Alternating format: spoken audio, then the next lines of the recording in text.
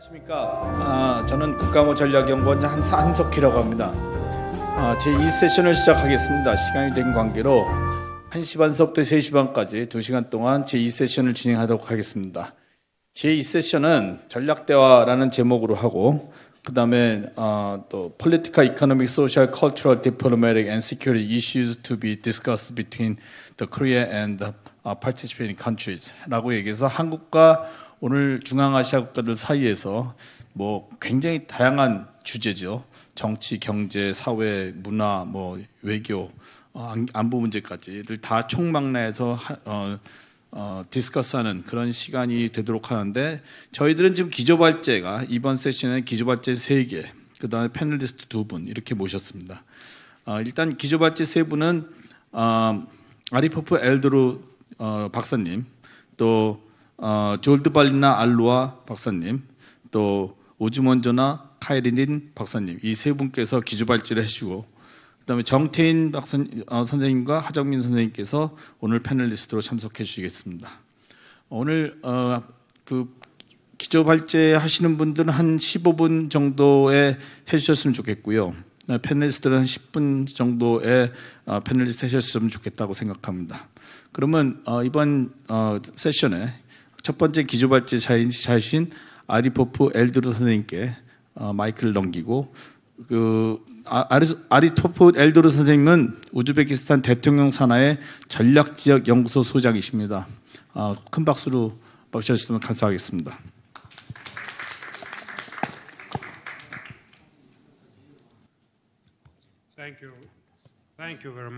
네, 대단히 감사합니다. 사실 이렇게 점심 식사 이후에 발표를 하는 것은 쉽지 않습니다. 모두 식곤증 때문에 조금 피곤하실 것 같습니다. 한석희 원장님, 함께해 주신 내외 기빈 여러분, 먼저 이 자리를 빌어서 한국외국어대학교 국제지역연구센터 강준영 소장님께 감사의 말씀을 드리고 싶습니다. 소장님께서 저를 초대해 주시고 이렇게 중요한 행사에서 발표를 할 수 있는 기회를 주셔서 감사드립니다. 제 발표에서는 최근 한국과 중앙아 국가 간의 관계가 어떻게 변화해 왔는지 말씀을 드리고 특히 어떠한 협력 분야가 유망한지 말씀드리도록 하겠습니다.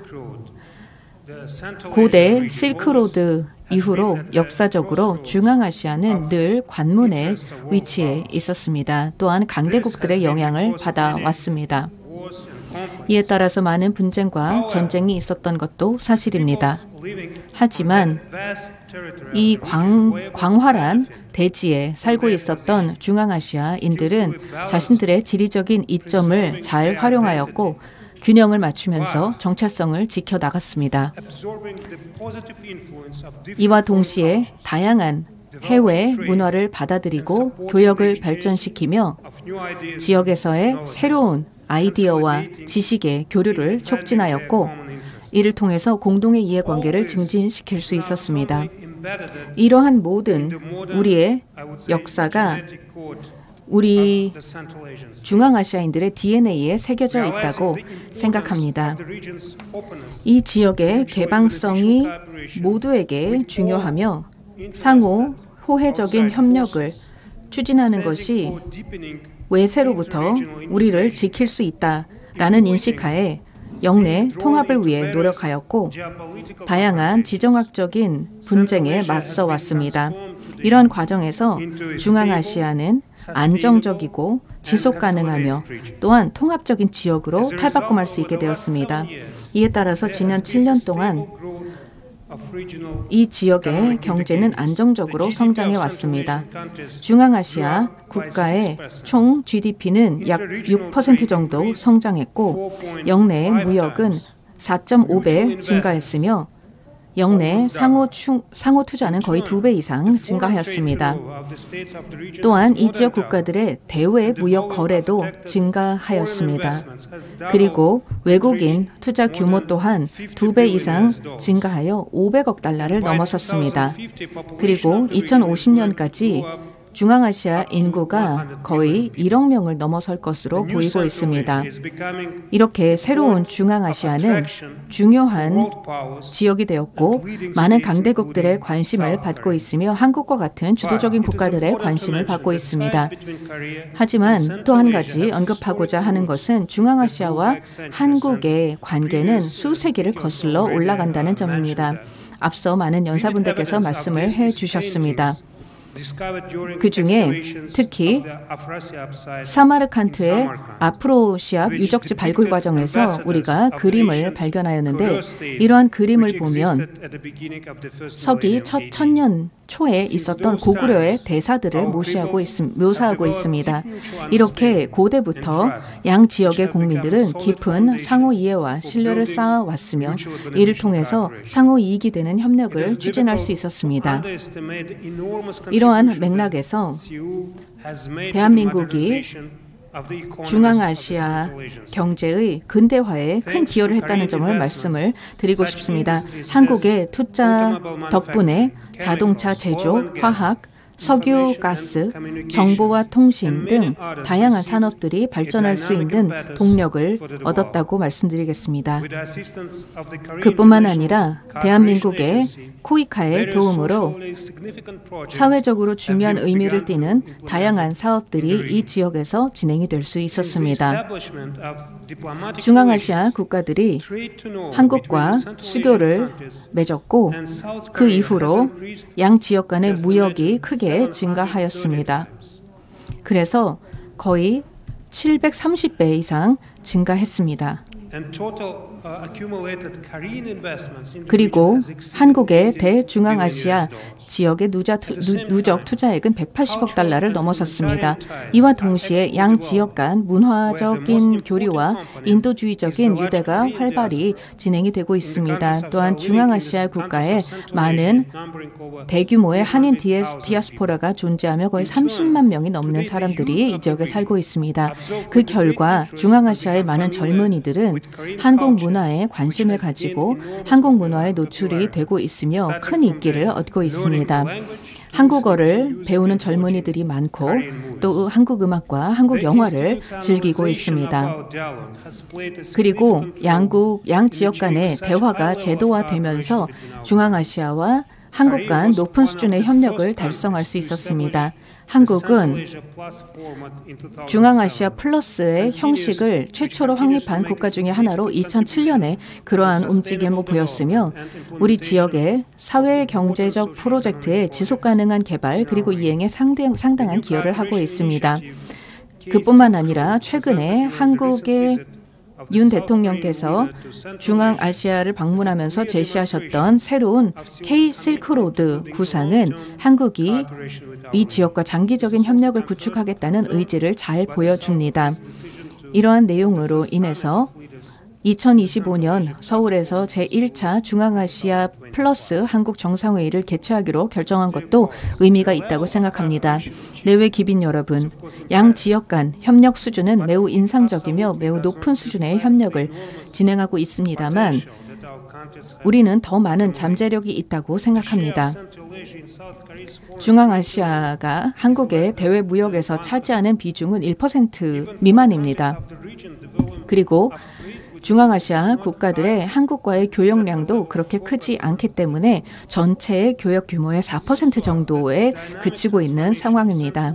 중앙아시아는 현재 역동적인 변화를 경험하고 있기 때문에 한국뿐만 아니라 이 지역의 다른 여러 외부 파트너들에게 새로운 기회를 제공해주고 있습니다. 오늘날 중앙아시아 국가들은 더욱 긴밀한 협력을 위해 나아가고자 합니다. 특히 다양한 새로운 방식으로 경제 발전을 추진하고자 하는데 우리가 가지고 있는 경쟁 우위와 경제의 상호 보완성을 활용하고자 합니다. 그러한 관점에서 우리는 새로운 접점을 파악을 하고 구체적인 제안을 하는 것이 최우선 과제라고 생각합니다. 이를 통해 다자간 교류를 대폭 강화할 수 있을 것이라고 생각합니다. 이러한 차원에서 다음과 같은 핵심 영역에서 더 협력하기를 희망합니다. 첫 번째로 산업 협력을 촉진하는 것입니다. 한국의 발전 경험과 기술을 활용하고 중앙아시아 국가들이 가지고 있는 막대한 생산 및 자원 잠재력을 활용할 필요가 있습니다. 이러한 맥락에서 우리가 기술 파트너십과 산업 협력에 관한 지역 차원의 프로그램을 채택하는 것을 고려해 볼 수 있습니다. 두 번째로는 지속 가능하고 안전한 공급망을 구축할 필요가 있습니다. 중앙아시아 국가들은 새로운 목표를 가지고 있으며 한국은 2030년까지 전략기술 개발에서 글로벌 리더십을 달성하겠다는 야심찬 목표를 가지고 있습니다. 따라서 이러한 목표 달성에 있어서 중앙아시아 국가들은 핵심 히토리 분야에서 안정적인 공급을 해줄 수 있는, 신뢰할 수 있는 파트너가 될 수 있습니다. 세 번째로 환경적 지속 가능성을 높이고 기후변화에 적응하는 것입니다. 기후변화의 부정적인 영향은 중앙아시아에서 심각하게 느껴지고 있습니다. 지난 30년 동안 연평균 기온이 거의 1.5도씩 상승했습니다. 전 세계 평균보다 2배 이상 높은 기온 상승입니다. 저희 계산에 따르면 2050년까지 중앙아시아의 수자원 부족이 심각한 타격을 줄 수 있을 것이고 이로 인해서 GDP가 11% 감소할 수 있을 것이라고 합니다. 여러 가지 사회적, 경제적, 환경적인 상황들을 감안해 보았을 때 기후변화 적응을 위한 한국과의 협력이 중요하다고 말씀드리고 싶습니다. 중앙아시아는 재생가능 에너지 개발에 대한 관심을 가지고 있습니다. 또한 수자원 절약과 환경 친화적인 기술의 도입에 큰 관심을 가지고 있습니다. 네 번째는 인적 자본 개발입니다. 교육 분야야말로 협력의 닻이 되어야 하며 이를 통해 우리는 인력 교육 차원에서 한국과의 협력을 늘릴 수 있을 것입니다. 한국의 우수한 모범 사례와 또 표준을 기반으로 협력하고자 하며 우즈베키스탄은 이와 관련한 긍정적인 경험을 가지고 있습니다. 현재 한국의 4개 대학의 분교가 저희 우즈베키스탄에서 운영이 되고 있습니다. 인하대, 부천대, 아주대, 그리고 한국국제대학교에서 분교를 운영하고 있고 또 더 나아가서 이 인구 관련된 위기가 한국에서 고조되고 있는 가운데 노동과 이주 분야에서 우리가 협력할 수 있습니다. 중앙아시아는 인구가 증가하고 있고 교육 수준이 높기 때문에 우리가 중요한 노동 자원을 공급해주는 역할을 할 수 있습니다. 따라서 이와 관련해서 중앙아시아 국민들이 한국에서 더 많이 일을 할 수 있도록 환경을 제공하고 또한 우리 국민들이 한국에서 일을 하고자 할 때 언어 교육과 직업 교육을 제공을 하는 방안을 모색해 볼 수 있을 것입니다. 여섯 번째, 문화적, 인도주의적인 유대를 강화할 필요가 있습니다. 중앙아시아에는 대규모 한인 디아스포라가 위치해 있습니다. 거의 30만 명이 넘는 한인들이 이 지역에 살고 있습니다. 또한 이러한 디아스포라는 한국과 중앙아시아 국가들의 관계를 연결해주는 다리 역할을 할 수 있는, 신뢰할 수 있는 토대입니다. 이러한 차원에서 중앙아시아 한인 디아스포라 네트워크의 연례 포럼을 개최하는 방안을 제안하는 바입니다. 그리고 중앙아시아에 있는 다양한 한국 문화센터의 지원이 필요할 것입니다. 이를 통해서 중앙아시아 지역에 거주하는 조선인들 또 고려인들의 국가적인 정체성을 보호할 수 있을 것이고 또한 이 양 지역 간의 국민 간 우호와 설린 상호 이해 유대를 강화할 수 있을 것입니다. 감사합니다.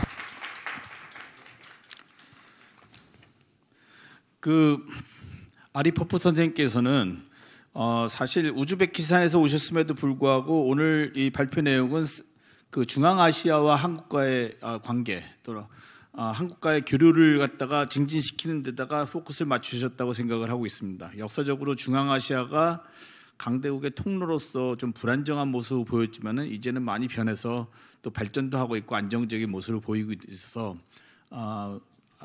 그 선생님께서 말씀하시기는 뉴 센트럴 에이지라고 얘기하면서 여기는 오일도 많고 가스도 많고 또 자연자원도 많고 광산도 많고 굉장히 풍부한 자원을 가지고 있고 그런 과정 속에서 한국과 또는 한국과의 어떤 제도적인 어떤 교류를 좀 했으면 좋겠다라고 얘기하면서 센트럴 아시아와 한국과의 교류에 대해서 주로 말씀해 주셨고요. 나중에 6가지 서제스션을 해주셨는데 굉장히 그 현실적인 내용을 많이 말씀해 주셨다고 생각을 하고 있습니다. 또 한국 산업 협력을 해서 한국의 경험을 좀 전수받았으면 좋겠다.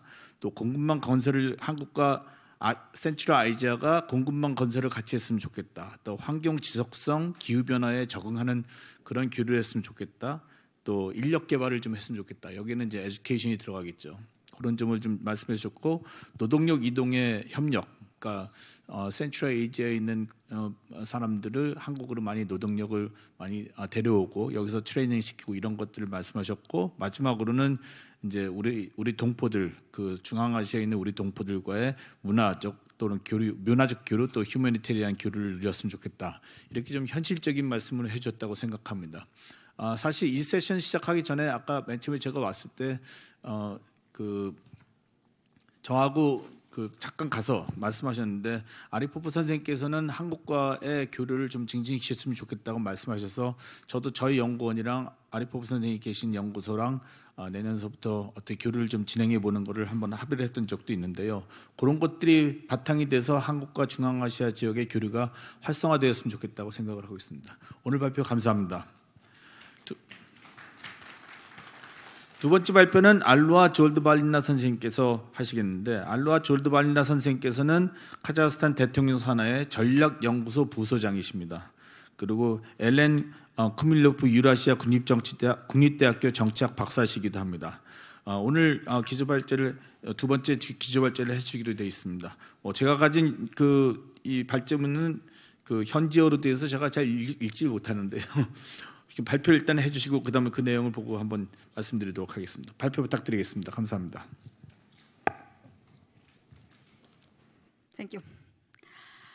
Добрый день, уважаемые коллеги. Добрый день, уважаемые участники 안녕, 존경하는 동료 여러분, 포럼 참가자 여러분, 안녕하십니까? 먼저 이번 포럼에 발표할 기회와 영광을 주신 한국외국어대학교 국제지역연구센터에 감사의 말씀을 전하고 싶습니다. 오늘 저희 중앙아시아와 한국의 향후 협력에 대한 논의를 할 수 있게 되어 매우 기쁩니다. 올해 한국 정부는 K-실크로드를 발표하였고, 이는 중앙아시아에 대한 최초의 그런 이니셔티브라고 할 수 있습니다. 정치적, 경제적, 그리고 국민 간의 그런 협력과 교류를 목표로 하고 있습니다. 현재 우리는 이미 경제적으로, 사회적으로 여러 성공적인 사례를, 교류 사례를 가지고 있지만, 오늘 저는 앞으로 어떤 잠재적인 사업 분야들이 있는지에 대한 부분, 그리고 어느 방향으로 저희의 협력을 발전시켜 나가야 할지에 대해서 말씀을 드리고 싶습니다. 총 4가지 분야인데요. 먼저 창조산업이고, 도시개발, 도시계획 분야, 스마트시티 포함해서요. 그리고 e스포츠, 그리고 증권거래소와 관련된 분야들입니다. 우리가 이런 분야에서 충분히 새로운 협력 방안을 논의할 수 있고 또 찾아볼 수, 모색할 수 있는 그런 자리가 될 수 있을 거라 생각합니다. 먼저 창조산업에 대한 부분인데, 창조산업은 양국 간 협력을 위한 가장 중요한 분야 중 하나라고 생각합니다. 그 기반이 이미 존재하기 때문인데요. 이 데이터를 몇 가지 말씀드리겠습니다. 먼저 중앙아시아에서는 바로 이 분야가 굉장히 활발하게 발전을 하고 있습니다. 예를 들어서 우즈베키스탄에 대한 내용인데, 현재까지 창조산업 분야 등록 기업은 9,563개이고 현재 205개 IT 센터, 100개 이상의 디자인 센터, 60개 애니메이션 센터, 30개의 게임 개발 센터, 그리고 매년 주립대학교에서는 이 93,000명의 학생들을 통신, 도시계획, 호텔 경영, 언론 정보, 마케팅 전공으로 받고 있습니다.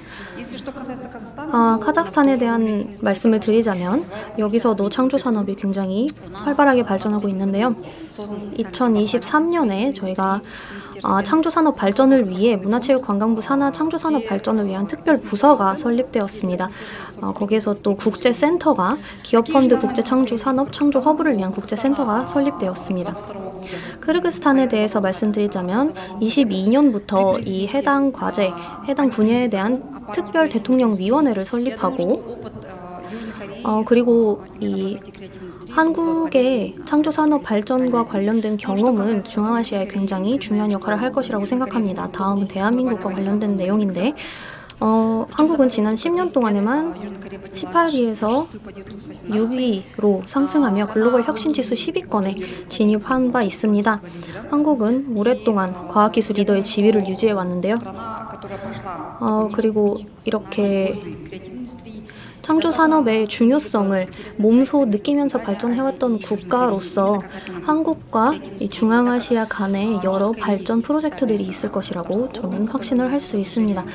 특히나 이 한국에서는 크리에이티브 콘텐츠를 위해서 특별히 설립된 정부 기관, 한국콘텐츠진흥원이 그 역할을 또 담당을 했고 앞으로도 여러 가지 프로젝트가 가능할 것이라 생각합니다. 다음으로 유망한 두 번째 방향은 도시개발, 도시계획, 특히나 스마트시티 개발이 될 수 있을 것 같은데요. 여기 이 분야에서는 굉장히 큰 잠재력이 있다고 생각을 하는데요. 2035년까지 이 유라시아 개발은행 보고서에 따르면 중앙아시아 도시 인구가 3,900만 명에서 4,500만 명으로 증가할 것으로 예상이 되기 때문인데요. 이 중앙아시아 지역의 대도시는 전체 인구의 이제 49%를 차지를 하고 있고요.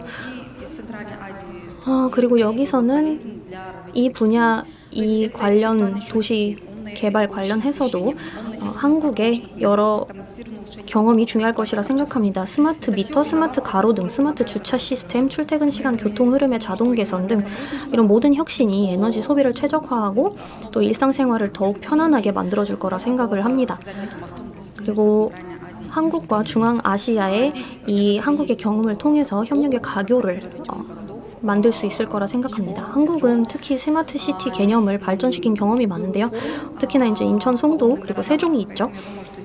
그리고 제1회 세종 스마트 시티 국제 포럼을 또 개최를 했고 현재 이 스마트 시티 컨셉, 스마트 시티 개념 자체는 굉장히 여러 중앙아시아 국가에서 활발하게 발전을 하고 있습니다. 저희는 스마트 시티와 관련된 최첨단 기술을 도입을 하고자 하고 있고 앞으로도 이 해당 분야에서의 발전이 클 것이라고 생각합니다. 여러 사업이 있을 거라 확신합니다. 그리고 세 번째는 사이버 스포츠인데요. e스포츠입니다. 우리가 사실 많이 고려하지 않고 있는 영역일 수도 있는데요. 결국에는 우리의 이 협력은 사실 젊은이들을 통해서 앞으로 유지가 되고 또 발전이 되어 올 것이라고 생각을 합니다. 그리고 민간 간에, 그러니까 국민들 간의 이런 교류는 특히나 젊은이들을 통해서 이루어질 것이라 생각을 하는 그런 맥락에서 이 사이버 스포츠가 굉장히 중요한 역할을 할 것이라 생각을 합니다. 이 데이터에 따르면 사이버 스포츠를 도입해야 할 충분한 이유들이 굉장히 많은데요. 카자흐스탄의 경우 오늘날 이 카자흐스탄에서는 모바일 게임이 굉장히 우세한 자리를 차지하고 있고 굉장히 큰 인기를 몰고 있습니다. 약 300만 명의 이 젊은 층의 우리 국민들이 굉장히 이 e스포츠와 관련된 이 분야에 관심을 크게 가지고 있습니다. 그리고 비디오 게임 시청 인구가 굉장히 많고요. 이것 또한 중앙아시아와 한국과 이 교류를 통해서 이 분야를 발전시킬 수 있을 것이라 생각합니다.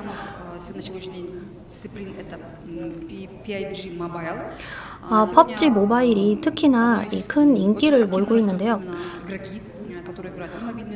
이 키르기스탄에서는 굉장히 많은 스포츠 선수들이 e스포츠 선수들이 배출이 되고 있습니다.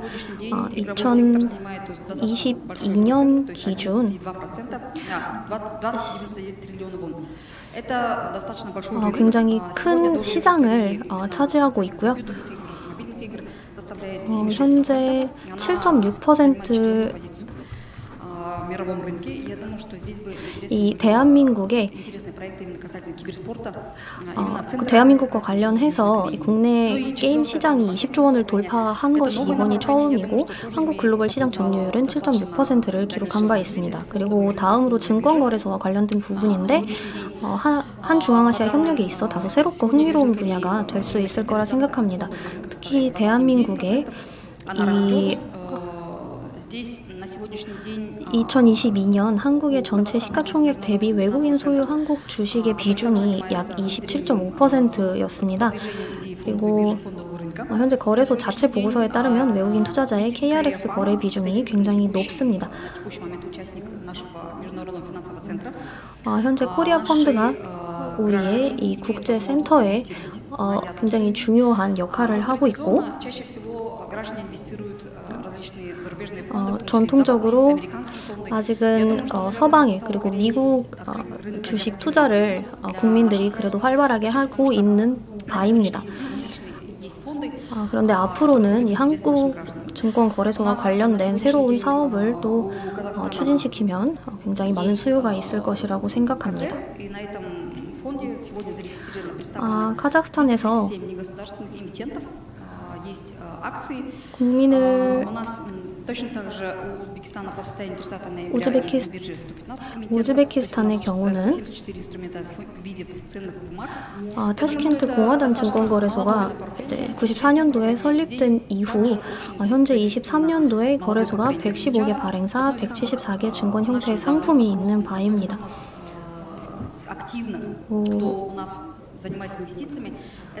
현재 18살에서 30살 사이의 이 국민들이 굉장히 활발하게 주식 거래를 추진하고 있는데요.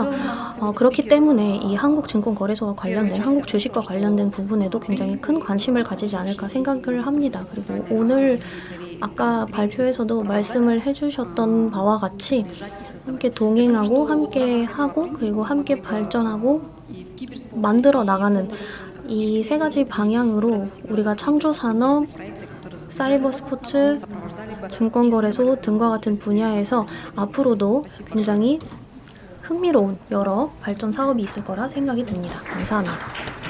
예, 감사합니다. 졸드 발리나 선생님께서는 우선 발제 시작하실 때 K 실크로드를 발표한 점에 대해서 지적을 하시면서 잠재적으로 앞으로 한국과 중앙아시아 국가들이 어떤 사업적인 협력을 할 수 있는지에 대해서 굉장히 창의적인 말씀을 많이 해주셨습니다. 4가지 분야에 대해서 말씀을 많이 하셨는데 첫 번째로는 창조산업이었습니다. 창조산업이란 말이 우리한테는 조금 생소하게 들릴지 모르겠지만은 양국 협력을 할 수 있는 활발하게 할 수 있는 영역이라고 얘기하시면서 창조사업 발전을 위한 정부 부처를 만들고 있고 여러 가지 활성화될 수 있는 어떤 요소들을 많이 지금 중앙아시아에서는 진행시키고 있다 이렇게 말씀하시면서 한국의 경험이 중앙아시아에 들어와서 이런 창조산업을 발전시키는 데 도움이 됐으면 좋겠다고 말씀하셨고 두 번째는 도시개발이었습니다. 그러니까 스마트 시티에다가 좀 중점을 맞추신 도시개발을 말씀하셨는데 이 스마트 시티가 한국에서 많이 발전된 거를 전수받아서 중앙아시아 지역에서도 이 스마트 시티를 많이 발전시켰으면 좋겠다는 그런 말씀하셨습니다. 세 번째로는 사이버 스포츠라고 그러는데 젊은이들 중심의 교류를 하는데 주로 말씀하신 게 모바일 게임인 것 같아요. 사실 모바일 게임이 한국에서도 굉장히 선풍적인 인기인데 아마 이것을 가지고 한국과의 교류를 통해서 아마 중앙아시아 지역에서도 사이버 스포츠를 활성화시키는 게 좋겠다는 말씀을 해주셨고 마지막으로 증권거래였습니다. 한국 증권거래소에서 외국인 증권 비율이 27.5%라고 말씀하시면서 아마 중앙아시아에서도 이 증권 거래를 통해서 외국과의 교류를 증진시키고 특히 한국의 경험을 가지고 증권 거래소를 좀 활성화시키는 데다 좀 포커스를 맞추시지 않나 이렇게 생각을 했었습니다. 그러면서 이 전체적인 4가지 사업들을 가지고 함께 발전해서 만들어갔으면 좋겠다 이렇게 말씀해 주시면서 한국과 중앙아시아 지역의 협력에 대해서 강조를 해주셨습니다. 감사드립니다. 오늘 세 번째 발제자 선생님은 원래는 우스몬조타 카이리딘 선생님이셨습니다. 타지키스탄 대통령 직속 전략연구센터 소장이셨는데 비행기 항공기 관계로 오늘 도착을 못 하셨습니다. 그래서 오늘 발제를 못 하시기로 돼 있어서 오늘은 이 두 분 발제자와 두 분의 디스커선트 그러니까 패널리스트들의 말씀을 주로 해서 이번 패널을 진행하도록 하겠습니다. 그래서 이 두 분의 발제를 들었으니까 이제는 두 분의 패널리스트들의 말씀을 좀 들어보도록 하겠습니다. 두 분 모셨습니다. 첫 번째는 정태인 선생님이신데 외교부 외교사료 편찬위원이시고 미시간대학교 경제학 석사를 하셨고 서울대학교 행정학 석사를 하셨는데 외교부 소속이십니다. 그래서 주 투르크메니스탄 대사를 하셨고 토론토 초용사, 인도 공사 굉장히 다양한 외교적 경험을 하신 분이 있는데 아마 중앙아시아에 대해서 특별한 어떤 인식을 가지고 계시고 그런 지식도 많이 가지고 계셔서 정태인 선생님의 말씀을 들어보도록 하고요. 두 번째는 하정민 기자십니다. 동아일보 국제부 차장을 하고 계시고요. 그리고 동아일보에서 쭉 여태까지 계셨던 것 같고 맨 처음에 시작을 2대1 하셨는데 그 다음에 동아일보로 옮기셔서 계속 계셨다고 굉장히 우리가 채널 A에서도 많이 볼 수 있으신 그런 기자십니다. 이 두 분을 모시도록 하고 우선 정태인 대사님께서 한 15분 20분에 걸쳐서 토론해 주셨으면 감사하겠습니다. 되는구나. 예, 여러분 반갑습니다. 예, 저 방금 소개받은 정태인입니다. 제가 이 경력상 러시아 근무, 아제르바이잔 근무, 이 중앙아시아, 인도 근무하다가 마지막으로 그 투르크메니스탄 대사를 했습니다. 그러다 보니까 이 중앙아시아 관련해서는 좀 종합적으로 볼 수 있는 나름대로 이 시각을 갖게 됐는데요. 오늘 이 발제하실 한 분이 빠져갖고서 이 저한테 주어진 시간이 많아서 다행인 것 같고. 또 제가 토론자 겸 약간 또 발제자 성격 또 가미해서 한번 얘기를 풀어보겠습니다. 앞에 발표해 주신 분들 이 중앙아시아 그리고 한중앙아시아 관계 그리고 한국과 중앙아시아가 어떤 협력을 했으면 좋겠다는 말씀을 하셨는데 저는 이걸 좀 어떤 그 프레임으로 만들어서 이 설명을 드리고자 합니다.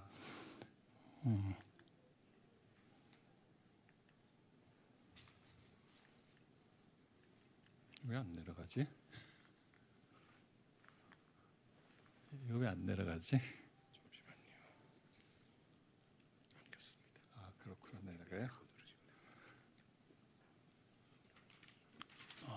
그래. 일단 중앙아시아를 좀 광의의 개념으로 해서 그 투르코 몽골 벨트라고 한번 해봤습니다. 이 지도로 하는 게 좀 쉬울 것 같아서요.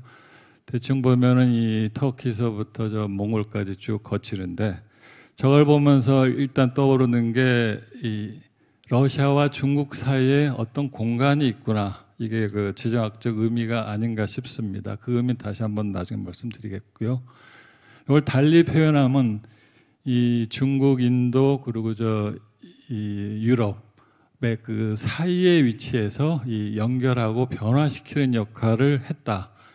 이게 역할적인 측면입니다.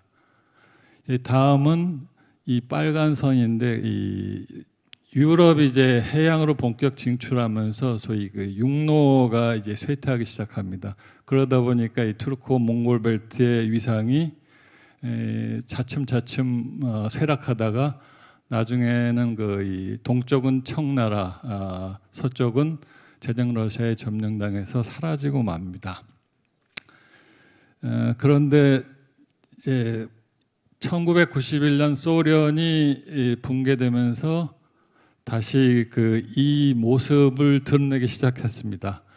이 러시아와 중국 사이의 저 공간, 저 의미가 우리한테도 또 상당히 있어 보이는데 나름대로 이 자리를 잡고 발전을 하면 참 좋을 것 같은데 좀 애로사항들이 많습니다. 하나씩 한번 설명을 해볼게요. 가장 큰 애로사항은 세계 시장으로 연결되는 그 수송로가 없다는 점입니다. 지금 현존하는 것은 그 중국을 거쳐서 그러니까 중국 동해안에서 중앙까지가 한 4,000km 되는데 이 철도길 이거 경제성 별로 없습니다. 그리고 또 중앙아시아에서 이 러시아로 가는 길 이것도 상당히 멀고 이 둘 다 나름대로 수송로 역할을 하는데 경제성이 없습니다. 제일 경제성이 있는 것이 아직까지는 존재하지 않는데 밑에 그 분홍색 표시입니다. 카스피해 건너서 터키로 가는 길, 그리고 이란 지나서 인도양으로 가는 길, 그리고 아프가니스탄, 파키스탄 거쳐서 인도로 가는 길인데 가장 경제성이 있으면서 비용이 적은 게 이 인도양에서 이란 거쳐서 이 투르크메니스탄까지 그 1000km 구간입니다. 저 1000km 구간의 그 육상 수송로가 완성이 된다면 그 1000km 이후에 이 세계 시장으로 어디든지 연결할 수 있는 가장 큰 경제성이 있는 그 루트입니다. 그래서 저것이 그 지금 현재 그 중앙아시아 투르크 몽골 벨트의 미래로 가는 길을 발목을 잡고 있는 가장 큰 장애물이 아닌가 싶습니다. 앞으로 그 해결해야 될 그 문제가 아닌가 싶은데요.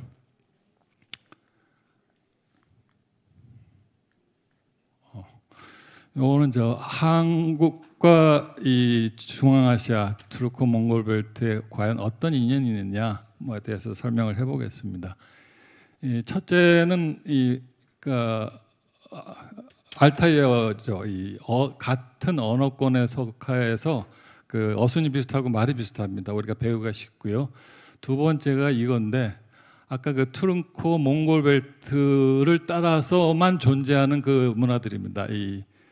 그 호스 아처리라고 하는데 말 타고 할 수 없는 거. 왼쪽에 있는 게 저 튀르키예, 가운데 있는 게 투르크메니스탄, 오른쪽에 있는 게 저 고구려 그림인데 이 투르크 몽골 벨트를 따라서만 존재하는 이 문화입니다. 이 활과 말의 문화라고 제가 정리를 했는데요. 이게 저 공유하고 있고 그 다음에 이거 저 고구려 백제에 있는 그 사신도입니다. 이 북현무, 남주작, 동청룡, 서백호인데 이것이 이게 현실로 딱 들어보니까 제가 투르크메니스탄에 있을 때 그 사막이 카라쿰 사막, 검은 사막입니다. 근데 왼쪽으로 가서 보니까 옛날 그 오스만 제국 입장에서 본다면 북쪽에 있는 게 흑해입니다. 북현무 대신에 이 검은 바다가 있고 남쪽에 홍해가 있습니다. 붉은 바다. 서쪽에 하얀 바다, 백해가 있습니다. 그러면 이 동서남북과 이 색깔의 그 어떤 연결, 이 사고 방식이 어떻게 두 개가 유사한가, 일치하는가? 이게 또 이 유라시아 동쪽과 서쪽 이 투르크 몽골 벨트를 따라서 한국이 공유하는 어떤 그 역사 문화적인 기반이 아니냐 이렇게 생각을 해봅니다. 그 다음에 이건 저 신라 유물인데 왼쪽에 그 금관, 오른쪽에 있는 게 그 기마상인데 금관이야 이 중앙아시아 사람들이 금을 좋아합니다. 거기에 또 금관 모양이 알타이 사슴 모양인데 오른쪽에 있는 게 그 소위 기마상인데 제 판단은 그 투르크 기병의 그 모습입니다. 그걸 특징적으로 밝혀주는 게 뒤에 있는 저 청동 솥인데 투르크 기병들이 어딜 가든지 간에 들고 다니는 그 솥입니다. 저게 말린 육포를 갖다가 이 물에 풀어서 이렇게 먹는 그 어떤 전투 식량을 갖다 조라다 하는 그 조리기구인데 저것이 왜 신라에서 출토되느냐? 일설에 하면 그 경주 김씨가 중앙아시아에서 왔다는 말이 있죠. 그러니까 이 신라의 이 유물이 이 중앙아시아하고 우리하고 인연을 갖다가 증명해주는 그 못이다. 요거는 제가 나름대로 한번 정리를 해봤는데요. 이 경주 김씨가 이제 중앙아시아에서 왔다는 뭐 그거는 여러 기록에 있습니다. 그리고 중앙아시아에 이 우즈벡의 사마르칸트, 타시켄트 있고 제가 있던 투르크메니스탄 아시카바드 옛날이면 오구스 켄트인데 켄트라는 게 이 도시 마을이고 앞에 붙는 게 보통 그 부족 이름이 붙더라고요.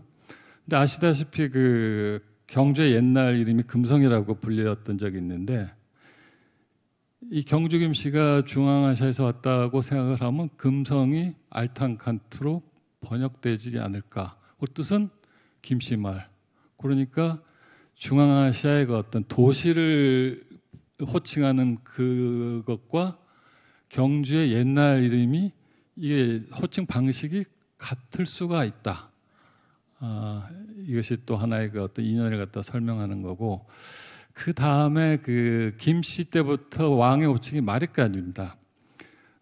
여러 가지 학설들이 많은데 제가 보기에는 그 신라의 그 왕족들이 그러니까 이 박씨, 석씨, 김씨 다 그 이주민 이민족들인데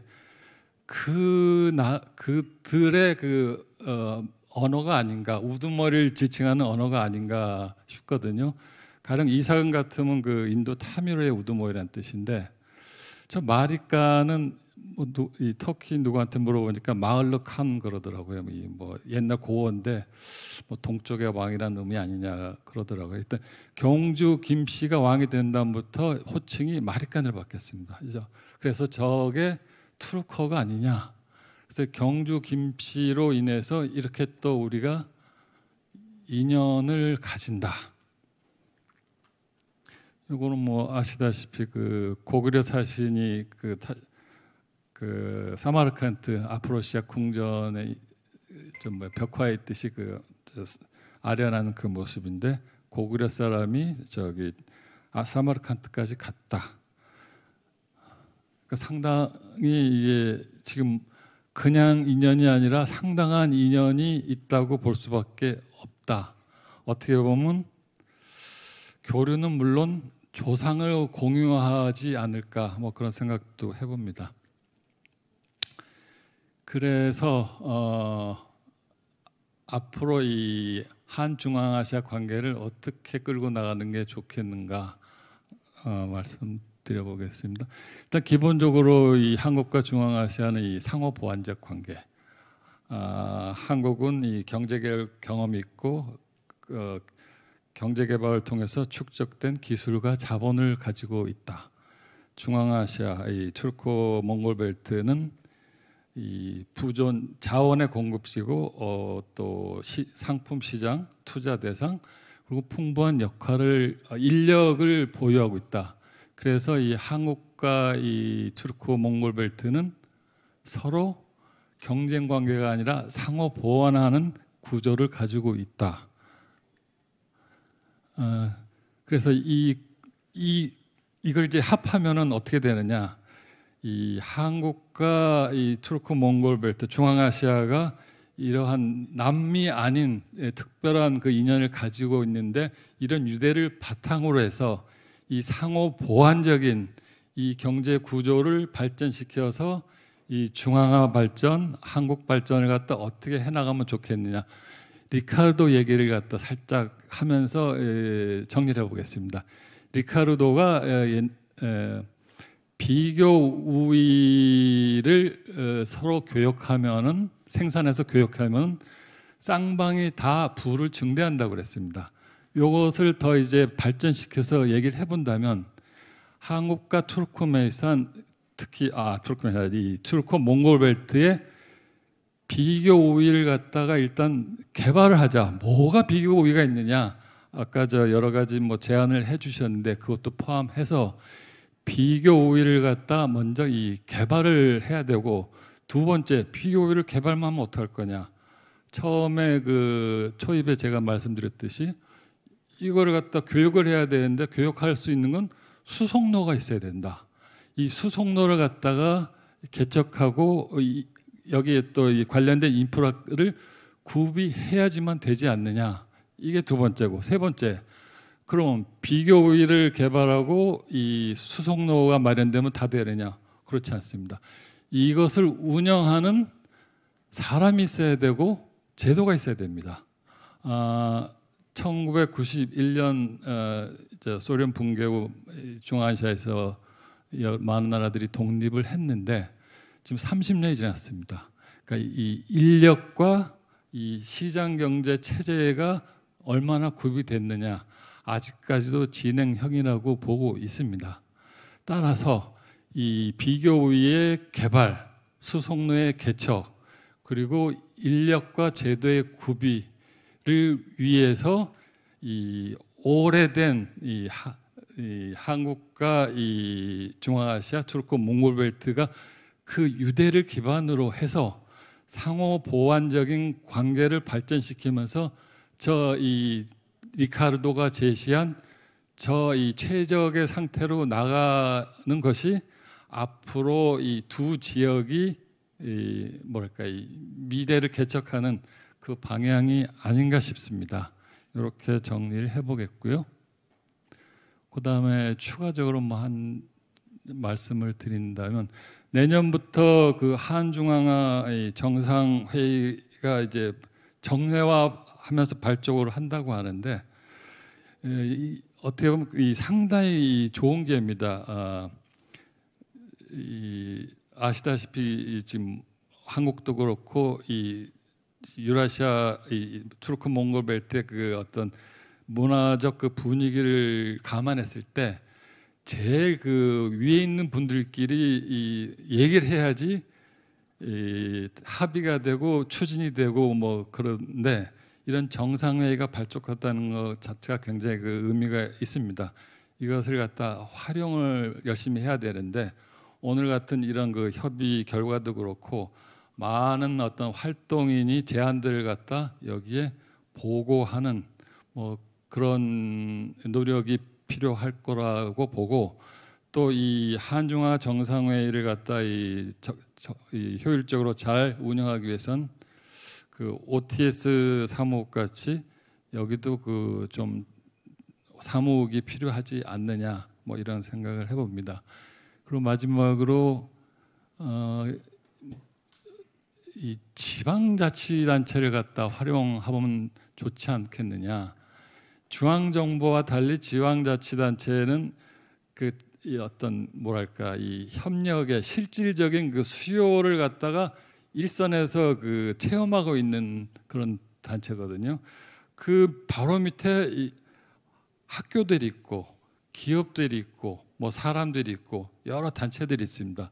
이런 사람들 특히 지방 요새 지금 그 뭐랄까 이 쇠퇴하고 있는데 지방의 그 부흥을 위해서 지자체끼리 이 한국의 지자체 제가 저 이제 경주를 특별히 또 인연이 많다고 말씀드렸는데 가령 뭐 경주와 뭐 사마르칸트, 알마티 등 해서 이 지자체가 이 유대감을 갖다 발굴하는 연구를 갖다 이 시켜도 되고 학교 간의 교류 더 나가서 그 학생들을 갖다 교류시키고 또 이 지방에 있는 대학도 단순 학문적인 것도 좋지만 뭐 6개월도 좋고 1년짜리도 좋고 어떤 기술 교육 프로그램을 개발해서 이 유학생을 갖다 많이 받아라. 그리고 받아서 다시 돌아가도 좋고 한국에 남아서 정착해서 또 한국의 발전에 기여를 해도 좋고 그런 식으로 다목적으로 활용할 수 있는 그런 그 노력이 필요하지 않느냐 싶기도 하고 또 지자체 산하의 그 많은 그 중소기업들 뭐 시장 개척 활동이 또 이 한국에선 경쟁력이 없는데 저쪽에선 경쟁력이 있는 그래서 투자 진출을 갖다 필요로 하는 해외 투자 이런 그 소위 지자체가 이러한 그 중소기업들을 서로 연결시키는 그런 활동도 좀 해야 되지 않느냐 뭐 이렇게 생각을 합니다. 근데 중구난방식으로 뭐 하는 것보단 뭔가 틀을 가지고 하는 게 좋지 않느냐 해서 어떤 그 지자체 간 그 협력의 플랫폼을 구축하면 어떠냐 이 생각을 해보는데 작년부터 그 시도지사 협의회 중심으로 해서 한중앙아 그 지자체 협력 뭐 어떤 그 창구 역할을 하고 있습니다. 그런 누군가가 이 중간에 서서 연결을 시켜주고 지자체 스스로가 이 자기 산하의 그 다양한 어떤 이 사람과 단체들의 그 수요를 갖다가 취합해서 그 의도하는 목적으로 가게 만드는 그 역할을 하면 좋지 않을까 싶습니다. 여기서 마치겠고요. 아까 그 우리 앞에서 그 발표하신 두 분들이 어떤 또 의견을 주시면 좋겠습니다. 제가 그래서 앞에 두 분의 그 발표를 갖다 좀 이 뭐랄까 요약에다가 제 의견을 붙여서 틀을 가지고 말씀을 드렸습니다. 예, 마치겠습니다. 예, 감사합니다. 우리 정 대사님께서는 중앙아시아에 대해서 종합적인 분석을 해주셨는데 그 중앙아시아의 위치적으로 볼 때 러시아와 중국 사이에 있는 공간이 아니냐, 또 중국, 인도, 유럽 사이의 역할을 좀 발전시키는 그런 공간이었다고 생각을 하시면서 문제는 이제 세계로 연결되는 어떤 수동로가 없다는 점에 대해서 말씀을 해주시고 그런 거를 탈피할 수 있는 어떤 루트를 말씀해 주셨습니다. 또 역사적으로 한국과 중앙아시아의 연계성이 있어서 지금 한국의 여러 가지 문화를 봤을 때 중앙아시아로부터 유래된 것이 좀 많다 이렇게 말씀하시면서 이러한 특별한 바탕 위에서 어떤 보완적 관계를 좀 발전시켜 나가면은 서로 간의 협력의 어떤 모델이 되지 않을까 이렇게 생각을 했었습니다. 또 리카디안 옵티멈을 말씀해 주시면서 어떤 비교의 개발, 뭐 수성 인프라 유지, 뭐 인력제도 구비, 뭐 이런 점을 말씀해 주시면서 이런 것이 하나의 발전 방향이 되지 않나 이렇게 생각하시면서 마지막에 굉장히 재밌는 말씀을 해주셨습니다. 한국과 중앙아시아 정상회의가 정례화되면서 조금 더 좀 뭐랄까 좀 발전의 방향을 제대로 하기 위해서는 지방자치단체를 활용해서 하는 그런 협력이 어떻겠냐 이렇게 서제션을 해주셨습니다. 뭐 패널리스트지만은 거의 뭐 발제수라는 그런 발표해 주셔서 감사드리겠습니다. 다음은 저 하장민 차장님께서 말씀해 주시겠습니다. 한 뭐 시간은 뭐 저희가 많으니까 뭐 시간에 구애 받으시지 않으셔도 될 것 같습니다. 감사합니다. 네. 안녕하십니까. 저는 동아일보 국제부에서 일하고 있는 하정민입니다. 앞에 세 분이 너무 좋은 말씀을 많이 해주셨는데 저는 사실은 오늘 그냥 패널리스트로 참석했기 때문에 앞에 뭐 말씀하신 거에 조금 더 부연해서 조금 말씀을 드리겠습니다. 그 언론에 있는 사람으로서 제가 오늘 여기 와서 굉장히 안타까움을 많이 느꼈는데요. 사실 이제 뭐 저도 그 책임에서 자유로울 수 없겠지만 지금 사실 한국 언론에서 중앙아시아 관련 기사를 찾아보는 게 굉장히 힘든 현실입니다. 그러니까 지금은 특히 이제 뭐 11월 5일 미국 대선, 그다음에 가자 전쟁, 우크라이나 전쟁, 그러니까 너무 좀 지금 큰 이슈들이 많아서 현실적으로는 그 중앙아시아 이슈가 그러니까 뭐 이렇게 지금 거의 지면에 들어갈 수 없는 상황이고 그런 일이 없었을 때도 사실 저희 한국 언론이 이렇게 많이 다루지는 못했었습니다. 예. 근데 이제 와서 보니까 이렇게 중요하고 이제 지정학적 가치도 높은데 한국하고 협력할 여지도 많은데 왜 이렇게 좀 다루지 않았을까 좀 자성하고 반성하게 되는 면이 있고요.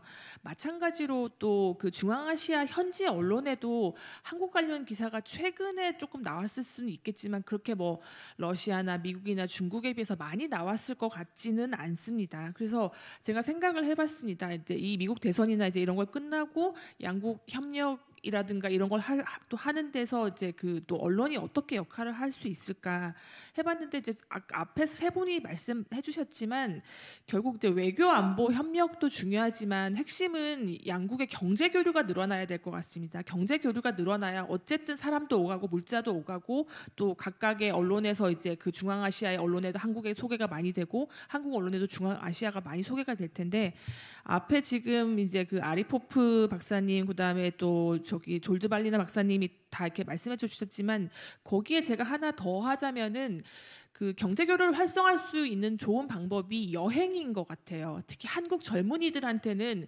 중앙아시아가 굉장히 매력적인 여행지가 될 수 있습니다.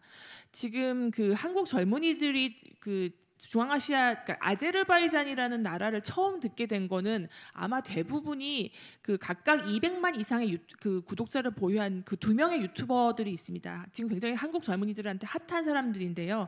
그 빠니보틀이라는 유튜버와 그다음에 그 곽튜브라는 유튜버가 그 두 사람의 한국 젊은이들이 아제르바이잔에서 만나서 아제르바이잔을 여행하면서 그 영상이 한국에서 엄청난 히트수를 기록했고 그것이 한국 젊은이들한테 아제르바이잔, 중앙아시아를 소개하는 큰 계기가 됐습니다. 그래서 그 사람들이 그 뭐 산유국 그 아제르바이잔 석유로 목욕하는 그런 투어도 하고 이제 저도 이제 물론 저는 개인적으로 아제르바이잔을 가보긴 했지만 그 영상을 보니까 정말 이거 너무 좋은 관광 상품이다 이런 생각이 들더라고요. 그리고 또 잘 알고 계시겠지만 그 키르기스탄에 있는 이시콜 호수 같은 경우에는 정말로 아름다운 풍경도 있고 그리고 또 그 아시겠지만 또 이렇게 그 풍경도 아름답고 비용도 싸고 안전도 담보돼 있고 근데 중앙아시아 상품이 지금 너무 없는 것 같아요. 그러니까 제가 봤을 때는 양국의 젊은이들이 교류를 촉진할 수 있는 가장 좋은 방법은 여행이고 이 여행을 그러니까 그 중앙아시아 젊은이들도 한국을 많이 올 수 있고 또 한국 젊은이들이 중앙아시아 여행을 많이 할 수 있게 뭔가 이게 지금 그 양국 정부 관계자 그다음에 또 이제 관련 기관 또 오늘 여기 계신 분들이 그 좀 이렇게 그 힘을 모아서 좋은 제안을 내어주시면은 그게 이제 물자와 인력의 교류가 촉진이 되고 그러다 보면은 어떤 식으로든 뭐 이렇게 그런 뭐 유튜브부터 시작해서 이제 저희 같은 이제 그 전통 미디어까지 정도까지 오게 되고 그러면은 서로 더 많이 알아갈 수 있고 더 교류가 촉진될 수 있고 그런 계기가 자연스럽게 마련되지 않을까 생각을 합니다. 예, 일단은 저는 이 정도로 하겠습니다. 예, 감사합니다. 지금 사실 요 네 분의 발제와 그다음에 패널리스트의 토론이 끝났음에도 불구하고 이제 55분 지났습니다. 저희한테 주어진 시간은 2시간이기 때문에 앞으로 1시간 동안을 이제 다 각자 토론을 좀 해야 될 것 같은데 여러분들 제가 여러분들 이 플로어에 계신 분들한테 마이크를 넘길 테니까 플로어에 계신 분들 중에서 뭐 질문이 있다거나 또는 커멘트가 있으신 분은 손을 들어주시면 제가 마이크를 넘기도록 하겠습니다. 예.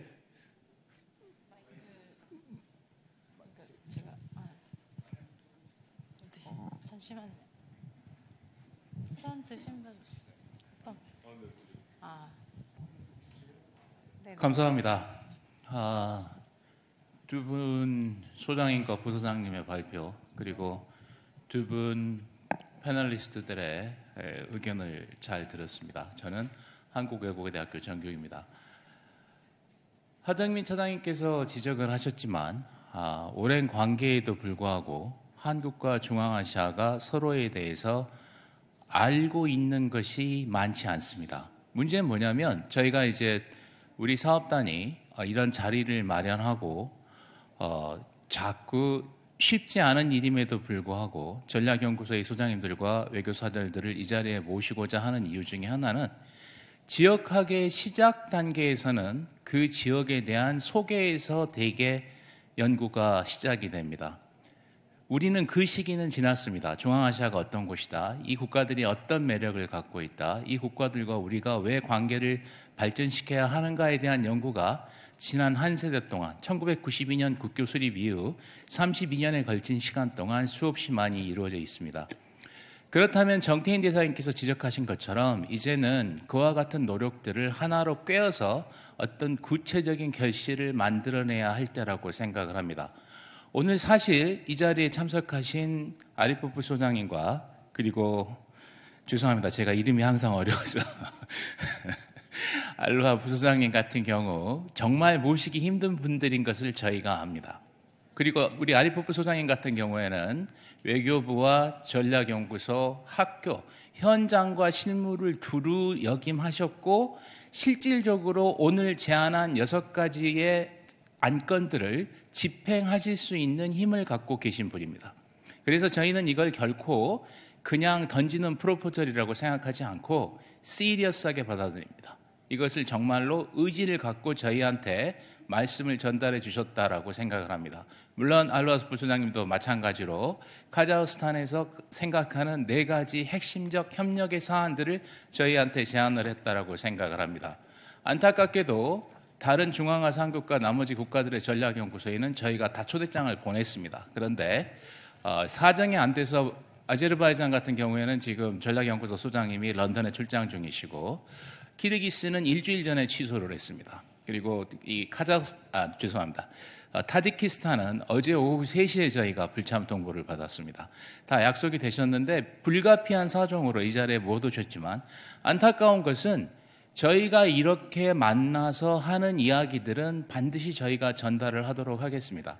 그리고 이와 같은 기회를 통해서 우리가 서로에게 바라고 있는 것이 무엇인지 명확히 알고 그것들을 꿰어서 실질적으로 담보할 수 있는 실천적 전략을 수립해야 되는데 오늘 6개의 제안 사항과 4개의 제안 사항을 어떤 식으로 꿰어나갈 것인가에 대해 우리 정태인 대사님께서 약간의 힌트를 보여주신 것 같습니다. 그와 같은 사무국의 창설과 상설 집행기구가 있다면 우리가 좀 더 잘해 나갈 수 있을 것이고 또 하나 5개국과 함께하는 C5 플러스 코리아도 중요하지만 바이래터럴 릴레이션십, 즉 각자 양자 간의 대화를 좀 더 깊이 있게 진행할 수 있는 그런 대화체도 제안을 해주셔서 그것도 심각하게 저희들이 고려를 해봐야 될 것 같습니다. 그리고 마지막으로 아리포프 소장님께서 Network of the Korean Diaspora in Central Asia를 제안을 해주셨는데 사실 저희 같은 경우 지금 노마드 월드 게임에 지금 참여하지 않고 있습니다. 근데 우리 같은 경우에 노마드 월드 게임에 참여할 수 있는 기회를 찾을 수 있도록 방법을 찾아봐야 될 것 같고, 무엇보다도 코리안 디아스포라는 실질적으로 존재하는 커넥팅 포인트를 훌륭하게 활용하여 우리와 중앙아시아 국가들 간의 관계를, 그리고 오늘 제안하신 6가지 프로포절과 4가지 프로포절의 리얼라이제이션, 현실화를 저희가 어떤 식으로 실천해 나갈 수 있을 것인지 좀 더 이제 오늘의 제안을 바탕으로 더 많은 논의와 그리고 토론이 이루어지기를 기대합니다. 감사합니다. 예, 감사합니다. 역시 주최 측이 돼서 그런지 굉장히 자세하게 말씀해 주시고 저 회의의 중요성에 대해서 말씀해 주셨는데, 그 주최 측이라서 그런 게 아니라 제가 보기에도 이 중앙아시아와의 관계는 굉장히 중요하다고 생각을 하는데, 제가 뭐 조금 부연하자 그러면 저도 학교에서 이제 외국인 학생들을 많이 가르쳤는데 우리나라에 중앙아시아 전문가가 없는 거는 굉장히 큰 문제라고 생각합니다. 그런 면에서 볼 때는 지금 사실 외국 대학에서 큰 역할을 해주고 있다고 생각을 하고 있습니다. 저도 연세대학에서 외국인 학생들을 가리키면서 중앙아시아 전문가를 키워보고 싶다는 생각을 했지만 저희들은 그만한 기초가 별로 없기 때문에 할 수가 없고, 아마 우리나라에서 이 중앙아시아와 관련된 연구를 할 수 있는 데는 유일하게 외국 대학이 아닌가 이렇게 생각을 하기 때문에 앞으로도 이런 회의를 중심으로 해서 한국과 중앙아시아의 관계가 굉장히 발전되고 또 이 발전에 이끌어갈 수 있는 어떤 전문가들이 좀 많이 나왔으면 좋겠다는 게 제 생각이기도 합니다. 또 아까 고명현 박사님.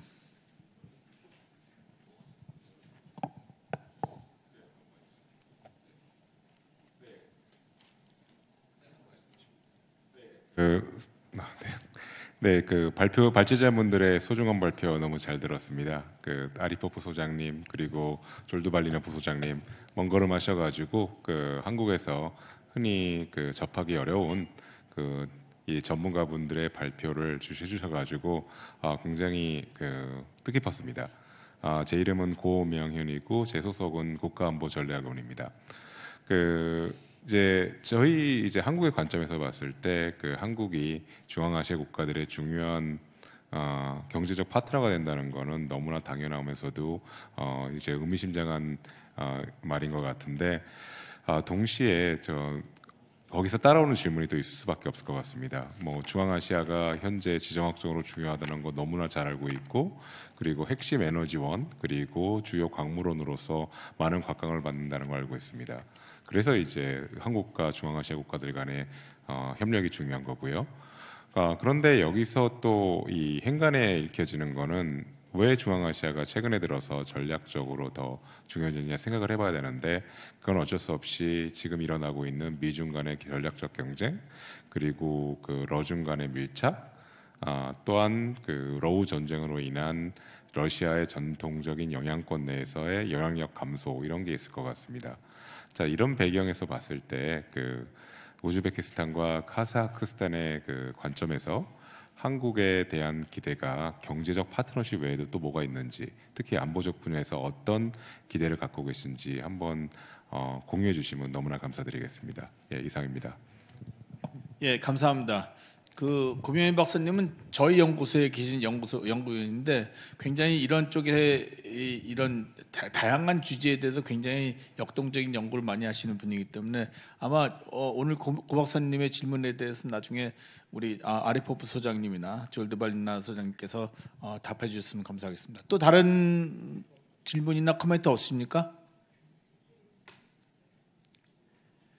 네, 그럼 일단 1차적으로 지금까지 논의된 내용에 대해서 우리 아리포프 소장님과 졸드발리나 선생님께 다시 한번 코멘트를 한번 여쭙도록 하겠습니다. Unfortunately, I really missed the meaning of the question. So you asking about 제가 질문을 잘 in security sphere. Правильно ли я понял вопросы?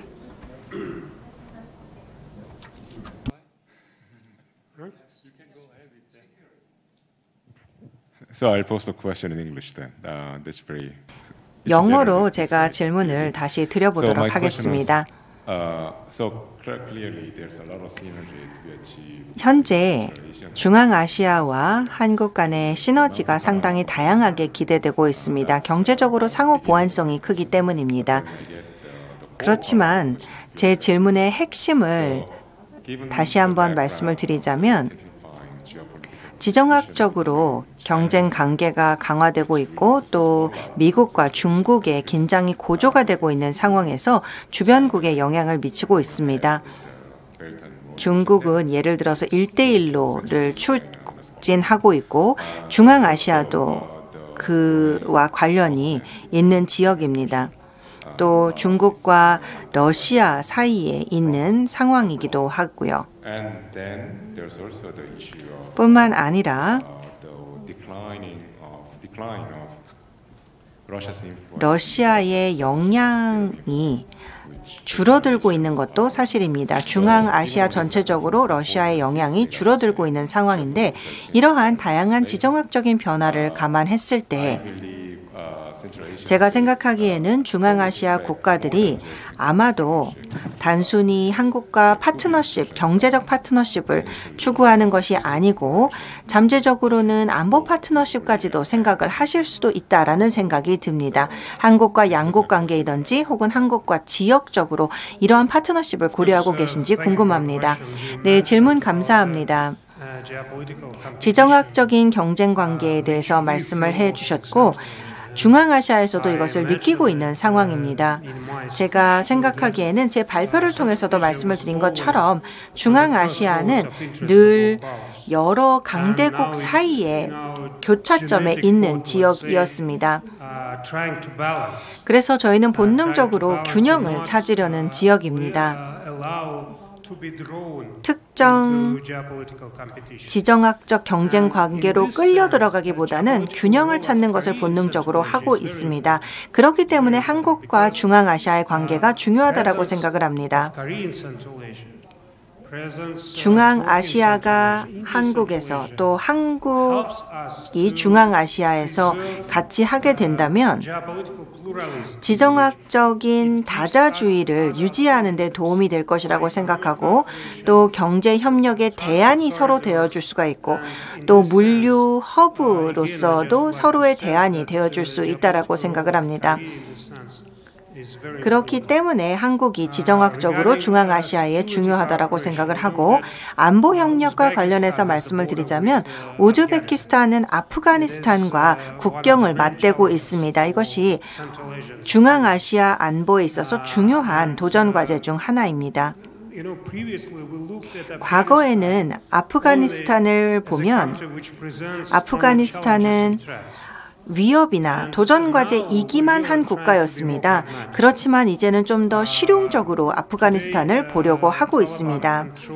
탈리반이 아프가니스탄 전체를 통제하고 있는 상황이고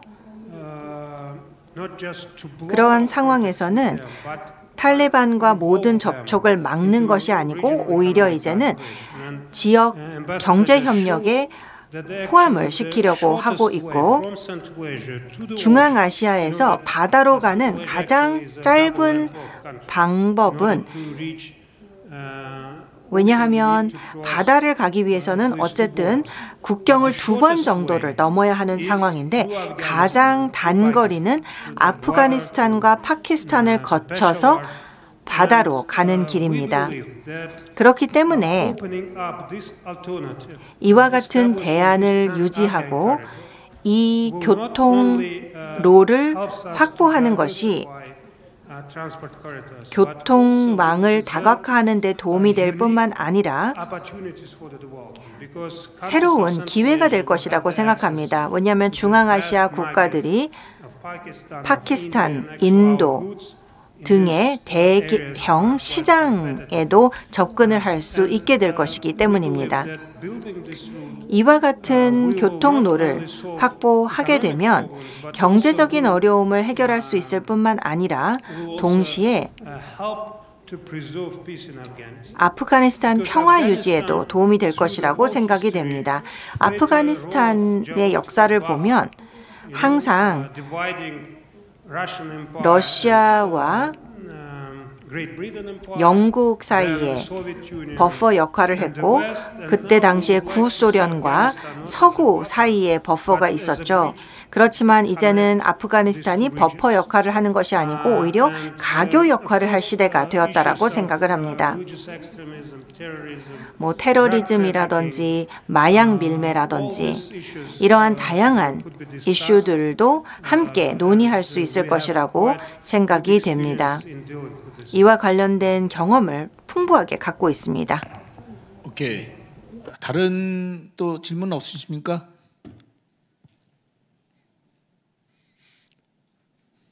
그러면 조르드 말리나 선생님께서는 뭐 코멘트 하실 거 있어요? 지금까지 나온 거 중에서 뭐 코멘트 하실 만한 게 있으십니까?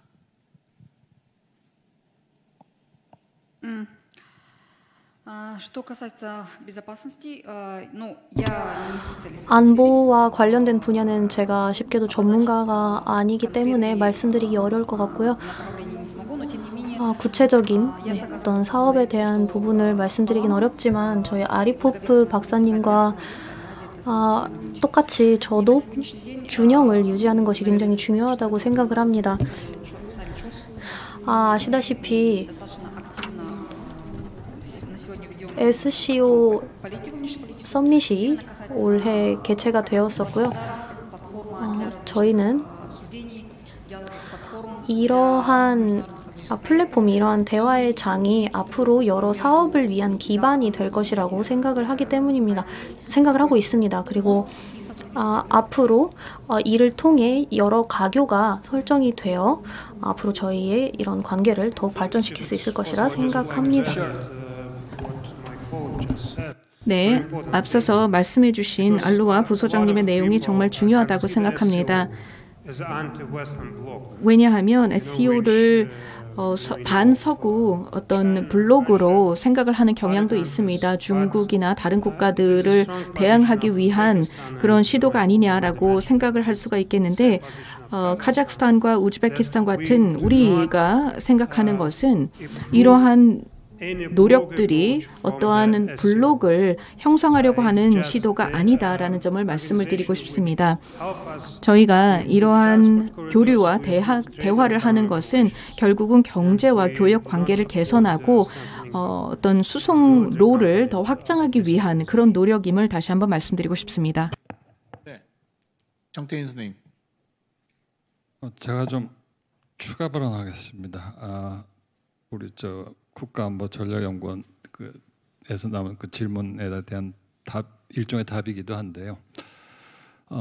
제가 이 앞에서 이 중앙아시아와 한국의 인연을 갖다가 여러 각도에서 열심히 설명을 드렸는데 사실 그 이유는 한국이 다른 지역과 달리, 그러니까 동남아, 유럽, 중남미와 달리 소속된 그 지역 그룹이 없습니다. 뭐 중국하고도 안 되고 일본하고도 안 되고 이 소위 국제사회에서 외톨이인데 언제까지 이 외톨이로 지낼 것이냐, 여기서 좀 탈피하자는 그 취지에서 찾다 보니까 이렇게 이 소위 그 투르크 몽골 벨트를 따라서 이런 인연이 있는데 우리가 결코 외톨이가 아니다. 다만 어떻게 하다 보니까 이 지정학적으로 그냥 좀 단절된 그 상태에 있었는데 이러한 인연을 바탕으로 상호 보완적인 그 경제 관계를 바탕으로 우리도 소속된 뭔가 혼자보다는 여럿이 나서는 게 아무래도 국제 무대에선 좀 힘을 받습니다. 그런 걸 만들어 보자는 게 하나입니다. 그리고 최근 이제 정세와 관련해서 2020년 나고르노 카라바흐 전쟁이 제가 보기엔 심상치가 않은데 이 아르메니아 땅의 20%를 아제르바이잔 땅 20%를 아르메니아가 이제 점령을 하고 있었습니다. 그 배경에는 러시아의 지원이 있었는데 2020년 아제르바이잔이 튀르키예의 도움을 얻어서 그 나고르노 카라박을 무려 으로 그 실주 회복을 갖다 시도를 했었고 절반의 그 성공을 거뒀습니다. 그리고 3년 후에 2023년 9월에 다시 그 나고르노 카라박을 이제 쳐들어갔는데 20%의 그 실질을 갖다 완전 회복하고서 정리를 했었거든요. 근데 이게 뭘 의미하느냐? 소위 그 아르메니아 내에는 그 러시아 군사 기지도 있고 그리고 나고르노 카라박의 그 러시아 평화유지군 1,900명이나 주둔하고 있는데 어떻게 아제르바이잔이 그 아르메니아한테 뺏겼던 그 20% 땅을 갖다 찾을 수가 있었느냐? 이것이 그 중요한 의미를 가지고 있습니다. 물론 그 러시아가 우크라이나에서 2022년 2월에 그 전쟁을 시작했는데 그 전에 2014년 그 크리미아 반도 그 이제 뭐 합병하면서부터 이런 그 시작이 됐었고 이런 그 연장선상에서 그 러시아의 그 영향력이 얼마나 그 감소하고 있느냐를 갖다 절대적으로 보여주는 겁니다. 그래서 2023년 9월 그 아르메니아하고 군사 동맹까지 그러니까 러시아가 그 군사 동맹까지 맺고 있는 아르메니아가 그 나고르노 카라박 문제 그 손을 못 쓰고 그냥 그대로 지켜만 보고 있었다는 이게 뭘 의미하느냐? 소위 구소련 지역에서 그 힘이 빠졌다는 그것인데 그러면 이 구소련의 일원으로서 그러니까 새로 독립한 이 소위 러시아와 중국 그 사이의 그 중앙아시아 5개국은 그럼 어떻게 되느냐? 물론 여기 타지키스탄하고 키르기스탄에 그 러시아 군사 기지가 있습니다. 아르메니아에도 있었음에도 불구하고 나고르노 카라박 사태가 저렇게 됐는데 그러면 이 중앙아시아 5개국 다시 말해서 이 투르크 그 벨트 이 공간은 어떻게 될 거냐? 러시아의 힘이 빠지는데 이것이 어떤 다른 쪽으로 넘어가는 것보다는 그 자체가 하나로 존속하고 발전해야 되는 게 유라시아 전체 그 평화 안전에 그 도움이 되지 않을까 싶고 그래서 그 부분에서 또 한국의 역할도 있고 한국의 그 외톨이를 갖다가 면하는 그런 또 미래지향적 그 전략의 일환이기도 한데 그래서 우리가 좀 신경을 써야 되지 않을까 생각을 합니다. 네, 감사합니다. 저희가 이번 세션에서 계획한 것보다 한 분이 줄었기 때문에 일단 시간을 좀 조정하도록 하겠습니다. 그러니까 되는 데까지 디스커션을 해보기도 하겠지만은 일단 3시 조금 넘어서 3시 5분 정도에 끝내는 걸로 하고 그다음에 토요일에 이어가도록 하겠는데 더 다른 질문이나 토론 코멘트 있어요? 네.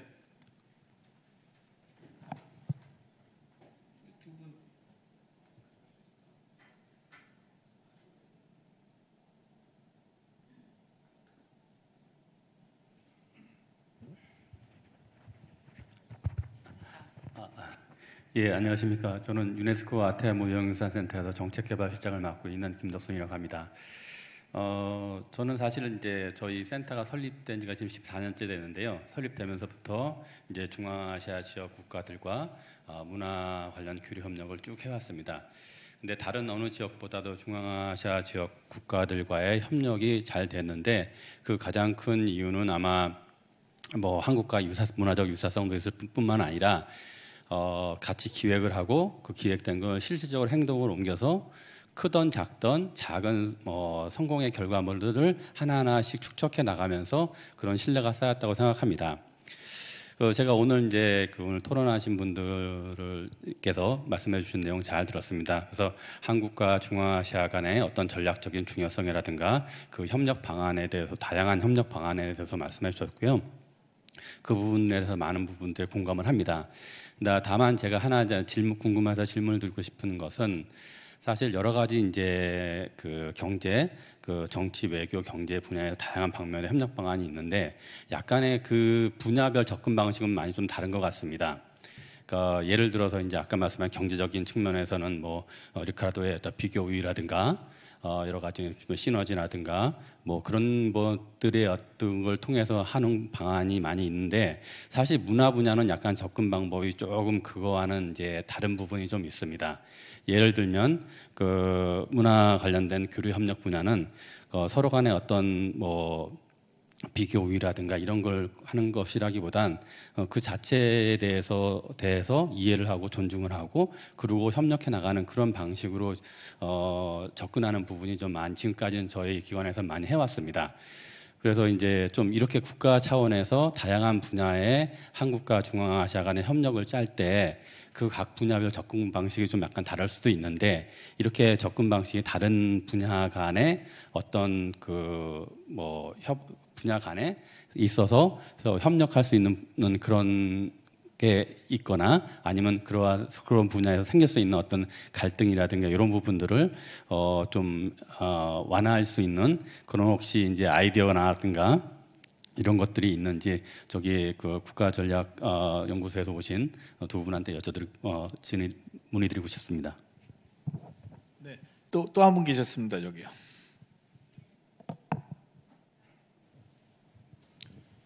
감사합니다.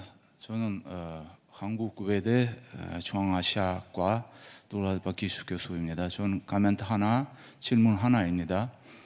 코멘트는요, 그 문화라든가 전략이라든가 오늘가 우리가 다루고 있는 문제들 결국은 지정학과 관련이 되지 않느냐. 왜냐하면은 지정학은 예를 들어 냉정 때는 우리가 중앙아시아와 한반도 대한민국과는 아무 관계가 없었습니다. 다 트여 있었어요. 다.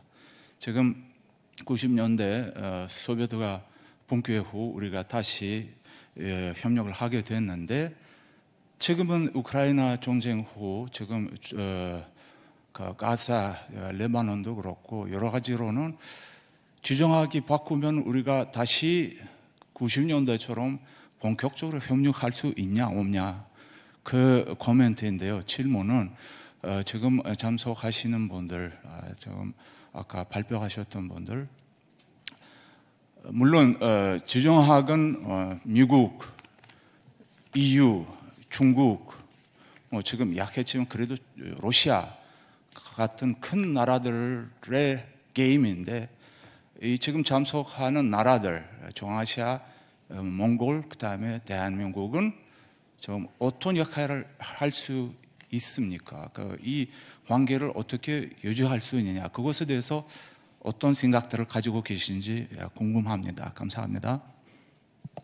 네, 이 두 질문에 대해서 이 두 선생님께서 뭐 답을 해주실 부분이 있으신지요?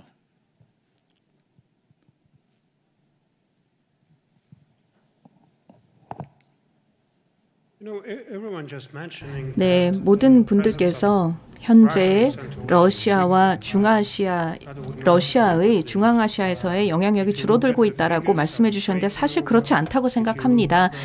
교역량을 본다든지 아니면 투자 규모를 본다든지 했을 때 즉 러시아의 중앙아시아에 대한 투자를 보면 사실상 늘어나고 있는 상황입니다. 물론 이와 동시에 러시아와 중국의 관계를 보면은 글쎄 지난 10년에 걸쳐서 많은 변화가 있었습니다. 10년 전에 러시아는 모든 중앙아시아 국가의 제1의 교역국이었고 최대 투자국이었습니다.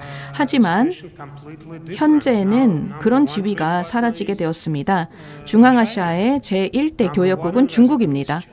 그리고 최대 투자국도 중국입니다. 그렇기 때문에 러시아와 중국을 비교해 봤을 때 러시아의 영향력이 줄어든 것은 사실입니다. 하지만 절대적인 수준에서 러시아가 중앙아시아에 대한 영향력이 줄어들었다고 말할 수는 없다라고 생각을 합니다. 다음으로 문화와 관련해서 말씀드리자면 이미 우리가 디아스포라가 얼마나 중요한지 이야기를 했고 그리고 또한 전문가 대화가 중요하다는 점을 말씀을 드렸는데요. 지난 2년 동안 진행이 되었던 상황을 살펴보면 어찌 보면 전문가 대화가 더 잘 이어져서 이것이 정치적인 결단으로 나아가야 하는데 지금 상황은 반대 방향인 것 같습니다.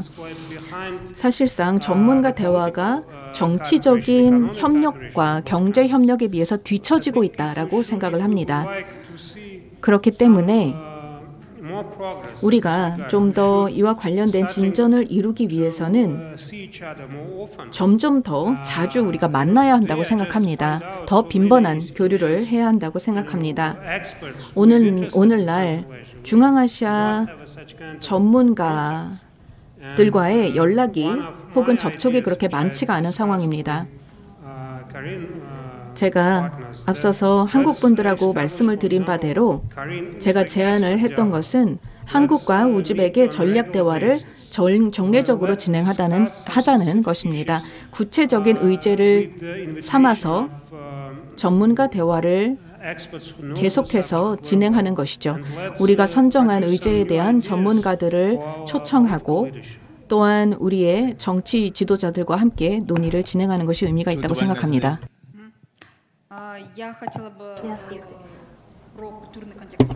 네. 제가 말씀드리고 싶은 것은 제가 여러분들과 동의한다는 점이고요.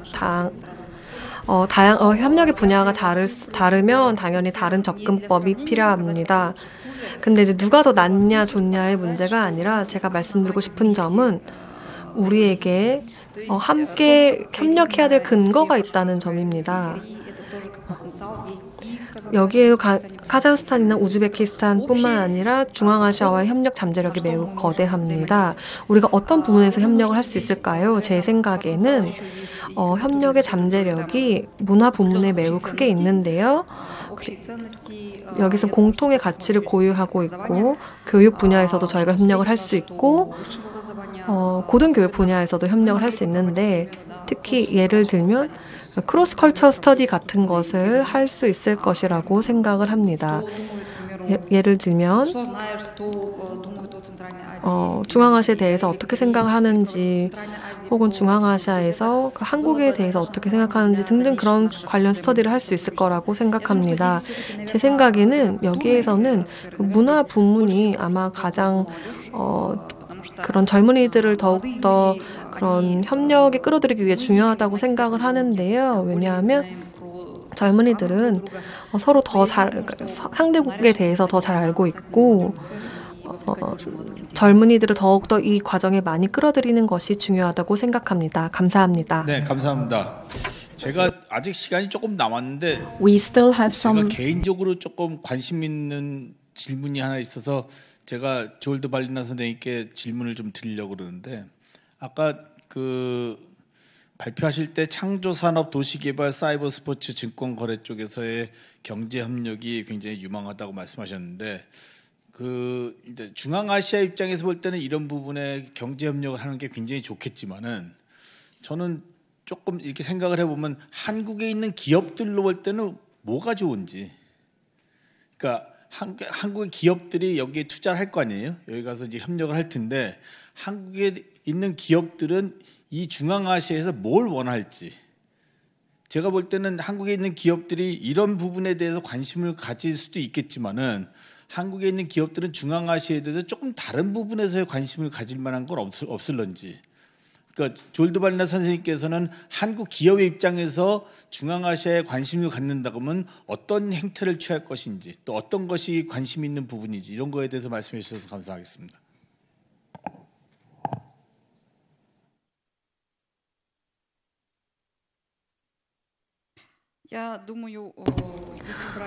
저는 제가 말씀드렸던 4가지의 분야 중에서는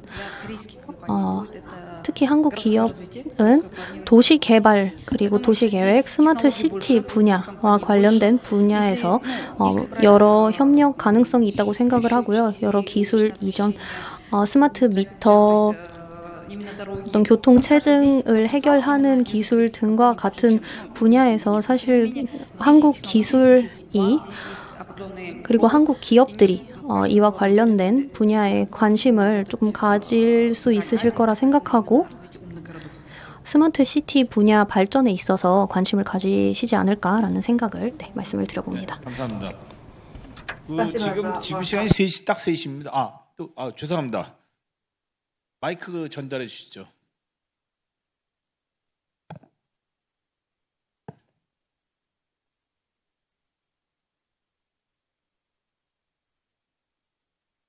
Thank you. 네, 감사합니다. 저는 사흐리딘이라고 합니다. 우즈베키스탄 대사관에서 일하고 있습니다.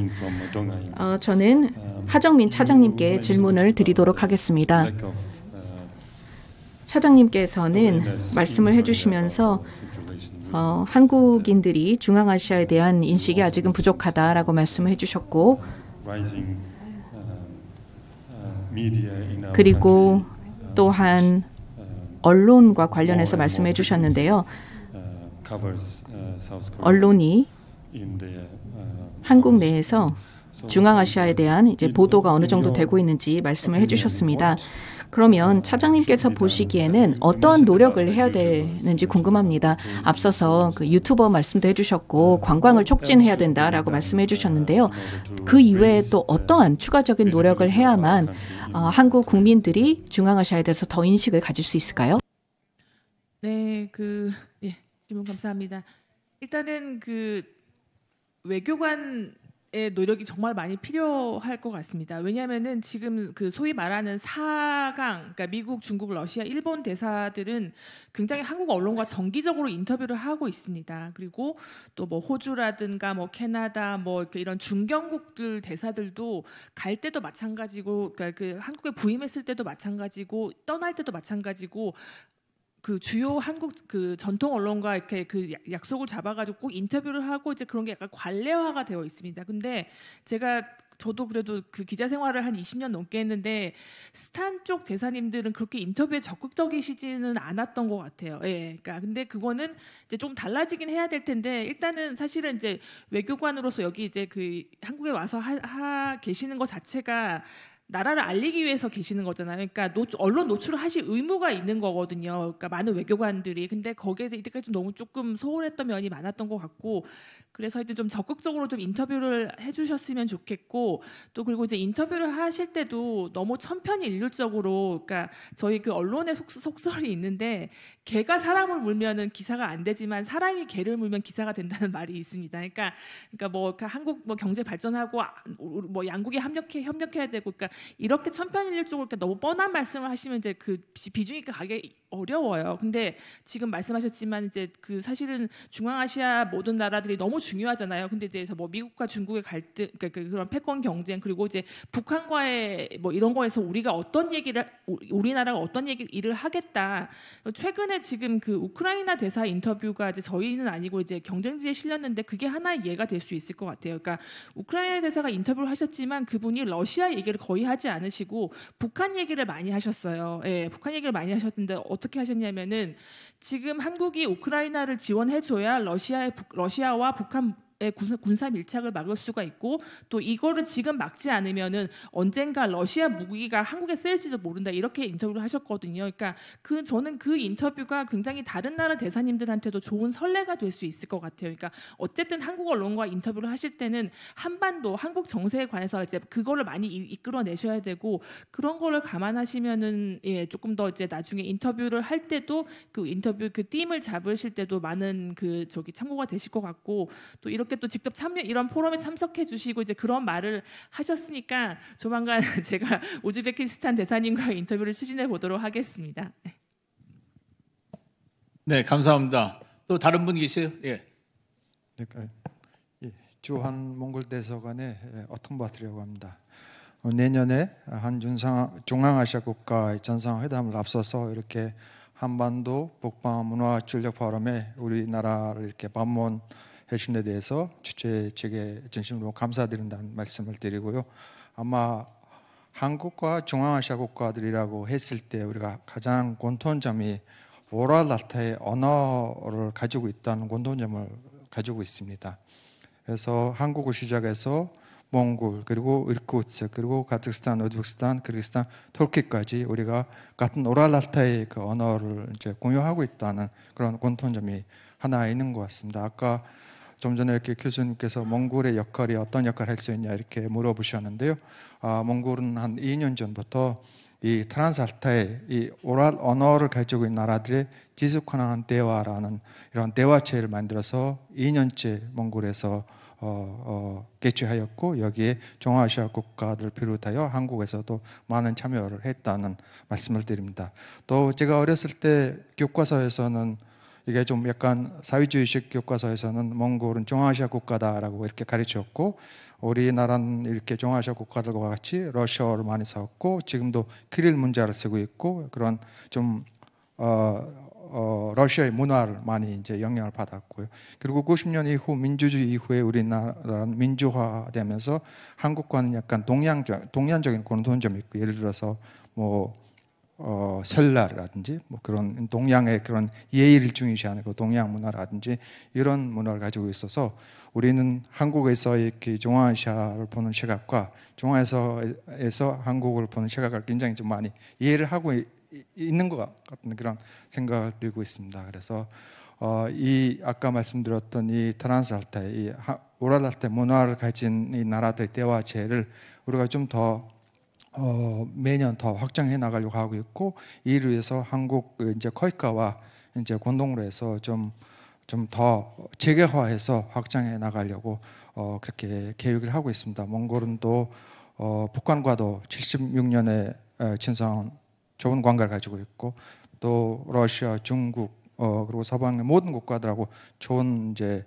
관계를 가지고 있는 나라로서 앞으로 중앙아시아와 한국과 중앙아시아에서 지리적으로 몽골은 중간에 좋은 가구 역할을 할 수 있다고 생각합니다. 감사합니다.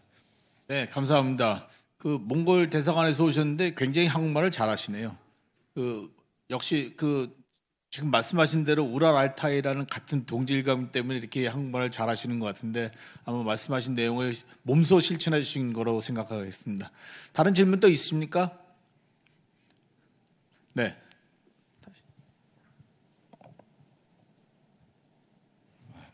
아까 제가 질문을 했는데 두 번째 마이크를 받아서 죄송합니다.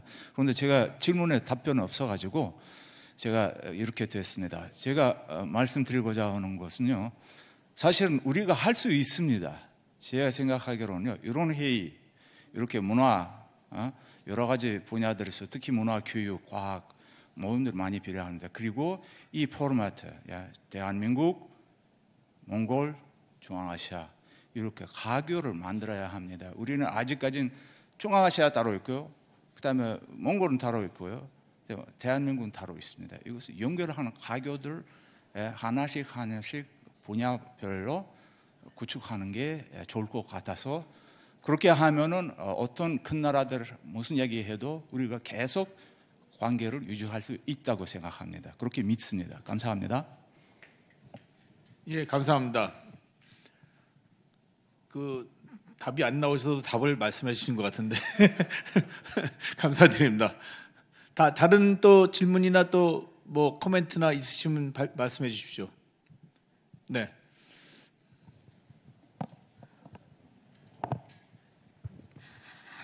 네, 감사합니다.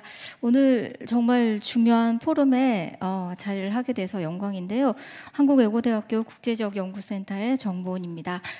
저는 중국 문화 전공자로서 질문 드리고 싶은 게 저희가 한국 사람들은 어릴 때부터 북방이라고 하면 학습되어져 있는 내용들이 굉장히 제한적입니다. 무슨 말이냐면 오랜 기간 동안 중국이라는 거대한 국가에 의해서 쓰여진 역사 교육에 저희들은 길들여져 있는 상황이거든요. 그래서 북방이라고 하면 중국식의 북방에 대한 해석과 같이 인식을 같이 합니다. 그래서 주로 생각하는 것이 북방이라고 하면 무섭고 거칠고 이런 걸 대변하는 말이 있죠. 야만이라는 문화로 대변되긴 했습니다. 그래서 아까 우리 하 기자님께서 얘기하셨던 지금 현재의 한국의 젊은이들이 중앙아시아 지역을 여행을 하고 이게 좀 새롭다라고 느낀 이유는 그동안 알게 모르게 간접적으로 학습되어져 있던 내용하고 이 북방의 실질적인 문화는 교류해 보니까 상당히 다르구나. 그러니까 그게 이제 정확하게 뭐 언어나 이론적으로 전달할 수 없었을 뿐이지 저도 말씀하신 유튜브, 각튜브라든지 빠니보틀 그 중앙아시아 지역의 내용들을 빠지지 않고 다 모니터링 해본 상황에서 이 사람들이 공통적으로 얘기하는 것이 무엇일까라고 생각해 보면 와, 북방 중앙아시아가 이런 젠틀한 문화도 있었고 굉장히 친절하고 아주 따뜻하고 굉장히 인간미가 넘쳐나는 이런 문화들을 상당히 많이 가지고 있구나라는 걸 그 대사와 대화의 내용에서 디테일하게 표현을 하고 있거든요. 이런 부분들을 딱 봤을 때 우리가 인식하지 못하고 있었지만 북방에 대해서 알고 있었던 것들이 굉장히 왜곡되어 있는 것들이 많았다라는 것을 느낄 수가 있습니다. 그래서 유튜브 시대에 개인 방송이 가능한 시대를 살면서 이게 어떤 공영방송이나 어떤 국가적인 관계에서의 중앙아시아 문화를 우리가 습득하는 것이 아니라 굉장히 개인적이고 사적인 이런 공간들을 통해서 북방의 문화유산들이 알려지고 있다는 게 개인적으로는 굉장히 놀라우면서도 안타까운 마음이 들었었거든요. 그래서 이런 어떤 문화 전략 포럼을 통해서 이게 이제 개인적인 어떤 상황으로 북방의 중앙아시아의 어떤 그 고급적인 문화들이 그리고 그런 어떤 뛰어난 정서가 이렇게 개인적인 루트로 알려지는 것이 아니라 이제는 이게 어떤 시작점이라고 저는 보는데 국가적이고 어떤 외교적인 차원에서도 이런 것들이 활성화되었으면 좋겠고 문화를 알리는 부분들이 그리고 찾아보면은 중국이나 러시아나 또는 일본이나 이런 거대한 국가들에 의해서 중앙아시아의 아주 아름다운 문화들이 왜곡되어져 있는 부분들도 상당히 많이 있을 거라는 생각이 듭니다. 그래서 앞으로 우리가 경제적인 교류, 외교적인 교류 굉장히 다 중요하지만 이런 어떤 문화적인 부분에 있어서도 북방에서 가지고 있는 중요한 문화적인 자산들을 이렇게 국가적인 차원에서 교류하고 알리고 홍보하는 일들이 잘 진행되었으면 좋겠고 그것을 위한 어떤 시스템을 구축하는 데 있어서도 신경을 많이 써주셔야 되는 것 아닌가 아니면은 그 부분에 대해서 지금 논의되고 있거나 전략적으로 고려되고 있는 그런 부분들이 있다면 이야기를 좀 듣고 싶습니다. 감사합니다. 네, 감사합니다. 그 답에 대해서는 어떤 분이 답을 하셔야 될까요? 그런 논의가 되고 있는지는 저는 잘 모르겠지만은 아마 단장님께서 그런 논의를 앞으로 시작하셔야 되는 거 아닌가요? 네, 고맙습니다. 다른 질문이나 코멘트나 있으십니까? 네, 말씀하시죠. 너무 나서는 것 같은데. 그 말씀하셨는데 이 소위 중앙아시아에 대한 북방에 대한 편견. 제가 제일 그 싫어하는 그 애니메이션이 하나 있습니다. 뭘 것 같습니까? 예?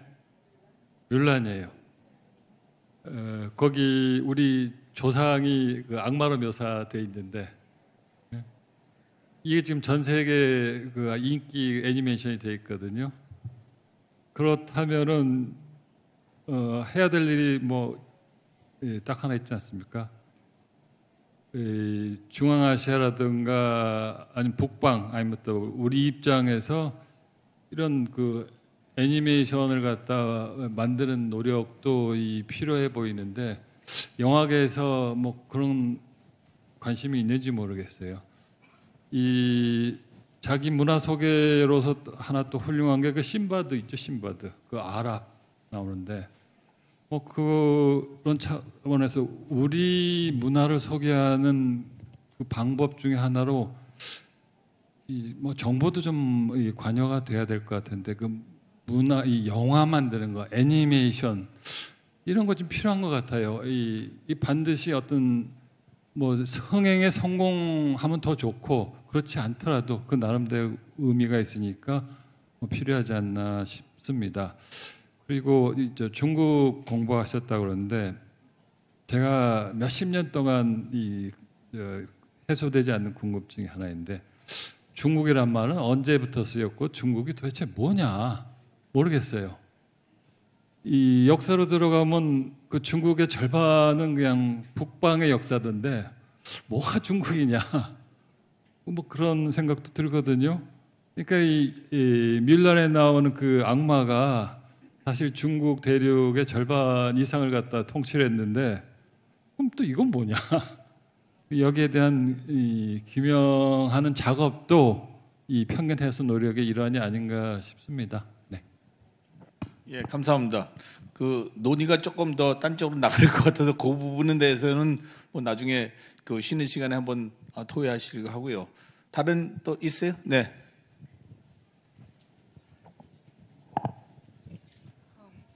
Могу я сказать, English, Russian, на русском, да, просто. 한국어로 해도 되겠지요? 러시아어로 해도 되겠지요? 괜찮겠지요? 네. 지금 협력에 관한 코멘트를 하고자 하는데요. 저는 지금 유네스코 알마틱 사무소 국가 프로그램 담당관이고 유네스코 차원에서 우리가 매우 열심히 협력을 하고 있는 협력은 문화 부문에 있는 다양한 연구소들과 하고 있는데요. 그리고 교육 부문에서도 열심히 협력을 하고 있습니다. 10년이 넘게 협력을 이어오고 있고 전문가 차원에서 그리고 유네스코 차원에서 이렇게 전문가들을 양성을 하고 있고요. 지난주에 저희가 교육 부문에서 한국 초중고등학생 중에 8명을 키르기스탄으로 보내서 저희가 파견을 해서 키르기스탄의 문화를 접할 수 있도록 하는 기회를 주었습니다. 그러니까 말씀드리자면 굉장히 활발한 협력이 유네스코 프로그램 차원에서 진행이 되고 있고요. 전반적으로 제가 어떻게 노력을 더 할 수 있는지에 대한 이야기를 드리고 싶은데요. 그러니까 학문적인 측면에서 보자면 한국 대학들과 협력이 좀 미진한 상태입니다. 예를 들면 저희는 일본에 있는 대학과 그 고고학 부문에서 굉장히 고고학 발굴 부문에서 굉장히 협력을 열심히 하고 있는데요. 예를 들면 사원이라든지 그런 부문에서 고고학적 발굴 부문에서 크게 협력을 하고 있습니다. 일본 학생들은 여기에서 어떤 그런 인턴십 같은 것도 하고 있고요. 그런 식으로 저희가 한국에 있는 대학들과도 협력을 할 수 있을 것 같습니다. 두 번째로는 나온 질문들 중에서 한국 기업들이 중앙아시아에서 어떤 이점을 누릴 수 있겠는가 하는 것이 있었는데요. 저희는 그 관광 부문을 발전시키고 싶습니다. 한국의 그런 관광 여행사들과 더욱더 더 많은 협력을 할 수 있을 것 같은데요. 실크로드를 통해서 타지키스탄, 키르기스탄과 협력을 할 수 있고 그리고 이러한 것들이 굉장히 흥미로울 것이라고 생각합니다. 한국 관광객들이 관심을 가질 만한 것들이지요. 뿐만 아니라 중앙아시아 여행객들이 한국을 방문할 수도 있겠지요. 그러니까 여행사들이 중앙아시아에 관심을 가질 수 있을 것 같고요. 그 다음으로는 중앙아시아에는 의료 관광이 현재 성행하고 있습니다. 그래서 한국으로 되게 많이 와서 어떤 그런 치료를 받으러 많이 오는데요. 그런 관련 기업들이 혹은 그 병원들이 중앙아시아에 분점을 낼 수도 있을 거라고 생각합니다. 터키, 한국의 대규모 그런 병원들이 중앙아시아에 센터를 열 수 있을 거라고 생각합니다. 그다음 창조 산업에 대해서 말씀을 하셨었는데요. 지금 코리아 디아스포라가 굉장히 폭넓게 분포하고 있고요. 지금 한국 문화에 대해서 저희 중앙아시아에서 되게 잘 알고 있습니다. 저희 딸은 아이돌 그룹을 다 알고 있습니다. 그래서 어떤 콘서트 같은 걸 한다든지 하면은 이제 저희가 이런 이런 아이돌 그룹의 공연을 열 수도 있을 것 같고요. 또 영화 부문에 대해서 이야기하자면 그 부산 국제 영화 페스티벌과 같은 것에 저희 그 감독들이 굉장히 열심히 참여를 하고 있고요. 그러니까 영화 산업 차원에서도 어떤 창조 산업의 일부로서 저희가 협력을 지속해 나갈 수 있을 것이라고 생각합니다. 협력할 수 있는 그런 장이 굉장히 많은데요. 저희는 늘 이런 협력이 열려 있고 기쁘게 생각합니다. 그 다음에는 국가 안보 문제에 대해서도 거론이 되었었는데요. 조율이 되고 있고 저는 이런 부분에서 전문가는 아닙니다만 사이버 안보 부분에서 협력도 매우 중요한 시점입니다. 그래서 저희 전문가들과 이런 그 정보나 아니면 사이버 안보 면에서도 전문가 차원에서 협력이 가능하다고 생각합니다. 감사합니다. 교류 또는 문화적 교류 이외의 다른 교류에 대해서도 조금 실질적으로 말씀해 주시지 않나 이렇게 생각을 했습니다. 사실 그 한국과 중앙아시아의 교류라는 것이 약간 또 역사도 있었지만 좀 생소한 면이 있기 때문에 앞으로 발전할 부분이 상당히 많다고 생각을 하고 있습니다. 네, 다른 또 말씀해 주시죠. 네, 감사합니다. 저는 아이굴이라고 합니다. 저는 유네스코 알마티 사무소에서 일을 하고 있습니다. 저 또한 앞서서 사비라 님이 말씀해 주셨던 잠재적인 협력에 대해서 그리고 활동에 대해서 제안을 드리고자 합니다. 아마 여러분들이 아시겠지만 유네스코 내에 다양한 네트워크가 존재합니다. 유네스코 학교 네트워크도 있고요. 또한 유네스코 의장 네트워크도 있고 또한 대학 총장들의 모임인 총장 네트워크와 클럽도 있습니다. 그리고 이러한 네트워크를 활용을 하게 되면 우리가 협력의 플랫폼으로 사용할 수 있을 것이라고 생각합니다. 문화 교류뿐만 아니라 교육 부문에서의 협력도 촉진될 수 있습니다. 카자흐스탄 유네스코 국립 센터가 또 활발한 활동을 하고 있는 상황입니다. 지난 2년 동안 카자흐스탄은 의장 역할을 해서 국제 유네스코 클럽 위원회의 의장을 맡았습니다. 그래서 우리가 사이버 보안에 대해서 이야기를 했는데 사이버 보안은 새로운 도전 과제로 대학 내에서도 이를 도전 과제로 인식하고 있기 때문에 대학 차원에서 유네스코 내에서 이 사이버 보안 분야에 대해서 협력을 하고 훈련 프로그램과 기회를 제공해 줄 수 있다고 생각합니다. 협력에 대해서 또 새로운 분야에 대해서 말씀을 해주셨습니다. 유네스코가 굉장히 활발하게 활동 중인 것 같고 유네스코에서 오신 분들이 굉장히 많은 말씀을 해주셔서 도움이 많이 됐습니다. 또 다른 코멘트 없어요? 사실 한 3시쯤에 끝나려고 그러는데 한 분 한 분 질문하셔가지고 지금 3시 20분이 됐습니다. 한두 분만 더 하시면 3시 30분을 채울 수 있을 것 같은데 있으신지요? 또 없어요? 알겠습니다. 그러면 이번 세션 여기까지 마치도록 하고요. 또 다른 질문이 있으신 분들은 다음 세션에 또 얘기하면 되니까 그때 한번 얘기하도록 하고 이번 세션을 통해서 한국하고 중앙아시아 국가들 간의 교류와 협력이 굉장히 필요하다. 또 앞으로 발전 가능성이 굉장히 높다는 점을 확인하게 됐고요. 앞으로 한국에서도 또 중앙아시아 국가들 사이에서도 이런 협력을 위한 노력들이 굉장히 필요한 거 아닌가 이렇게 생각을 해봤었습니다. 앞으로 오늘과 같은 이런 회의가 지속적으로 진행이 돼서 이런 논의가 앞으로 좀 더 발전된 방향으로 나갔으면 좋겠다고 생각을 하고 또 이런 논의뿐만이 아니라 실질적인 협력이 이루어지는 그런 공간이 좀 창출됐으면 좋겠다고 생각을 하고 있습니다. 자, 그럼 오늘 두 번째 세션은 여기서 마치도록 하고요. 한 30분 있다가 다시 세 번째 세션 시작하도록 하겠습니다. 감사합니다.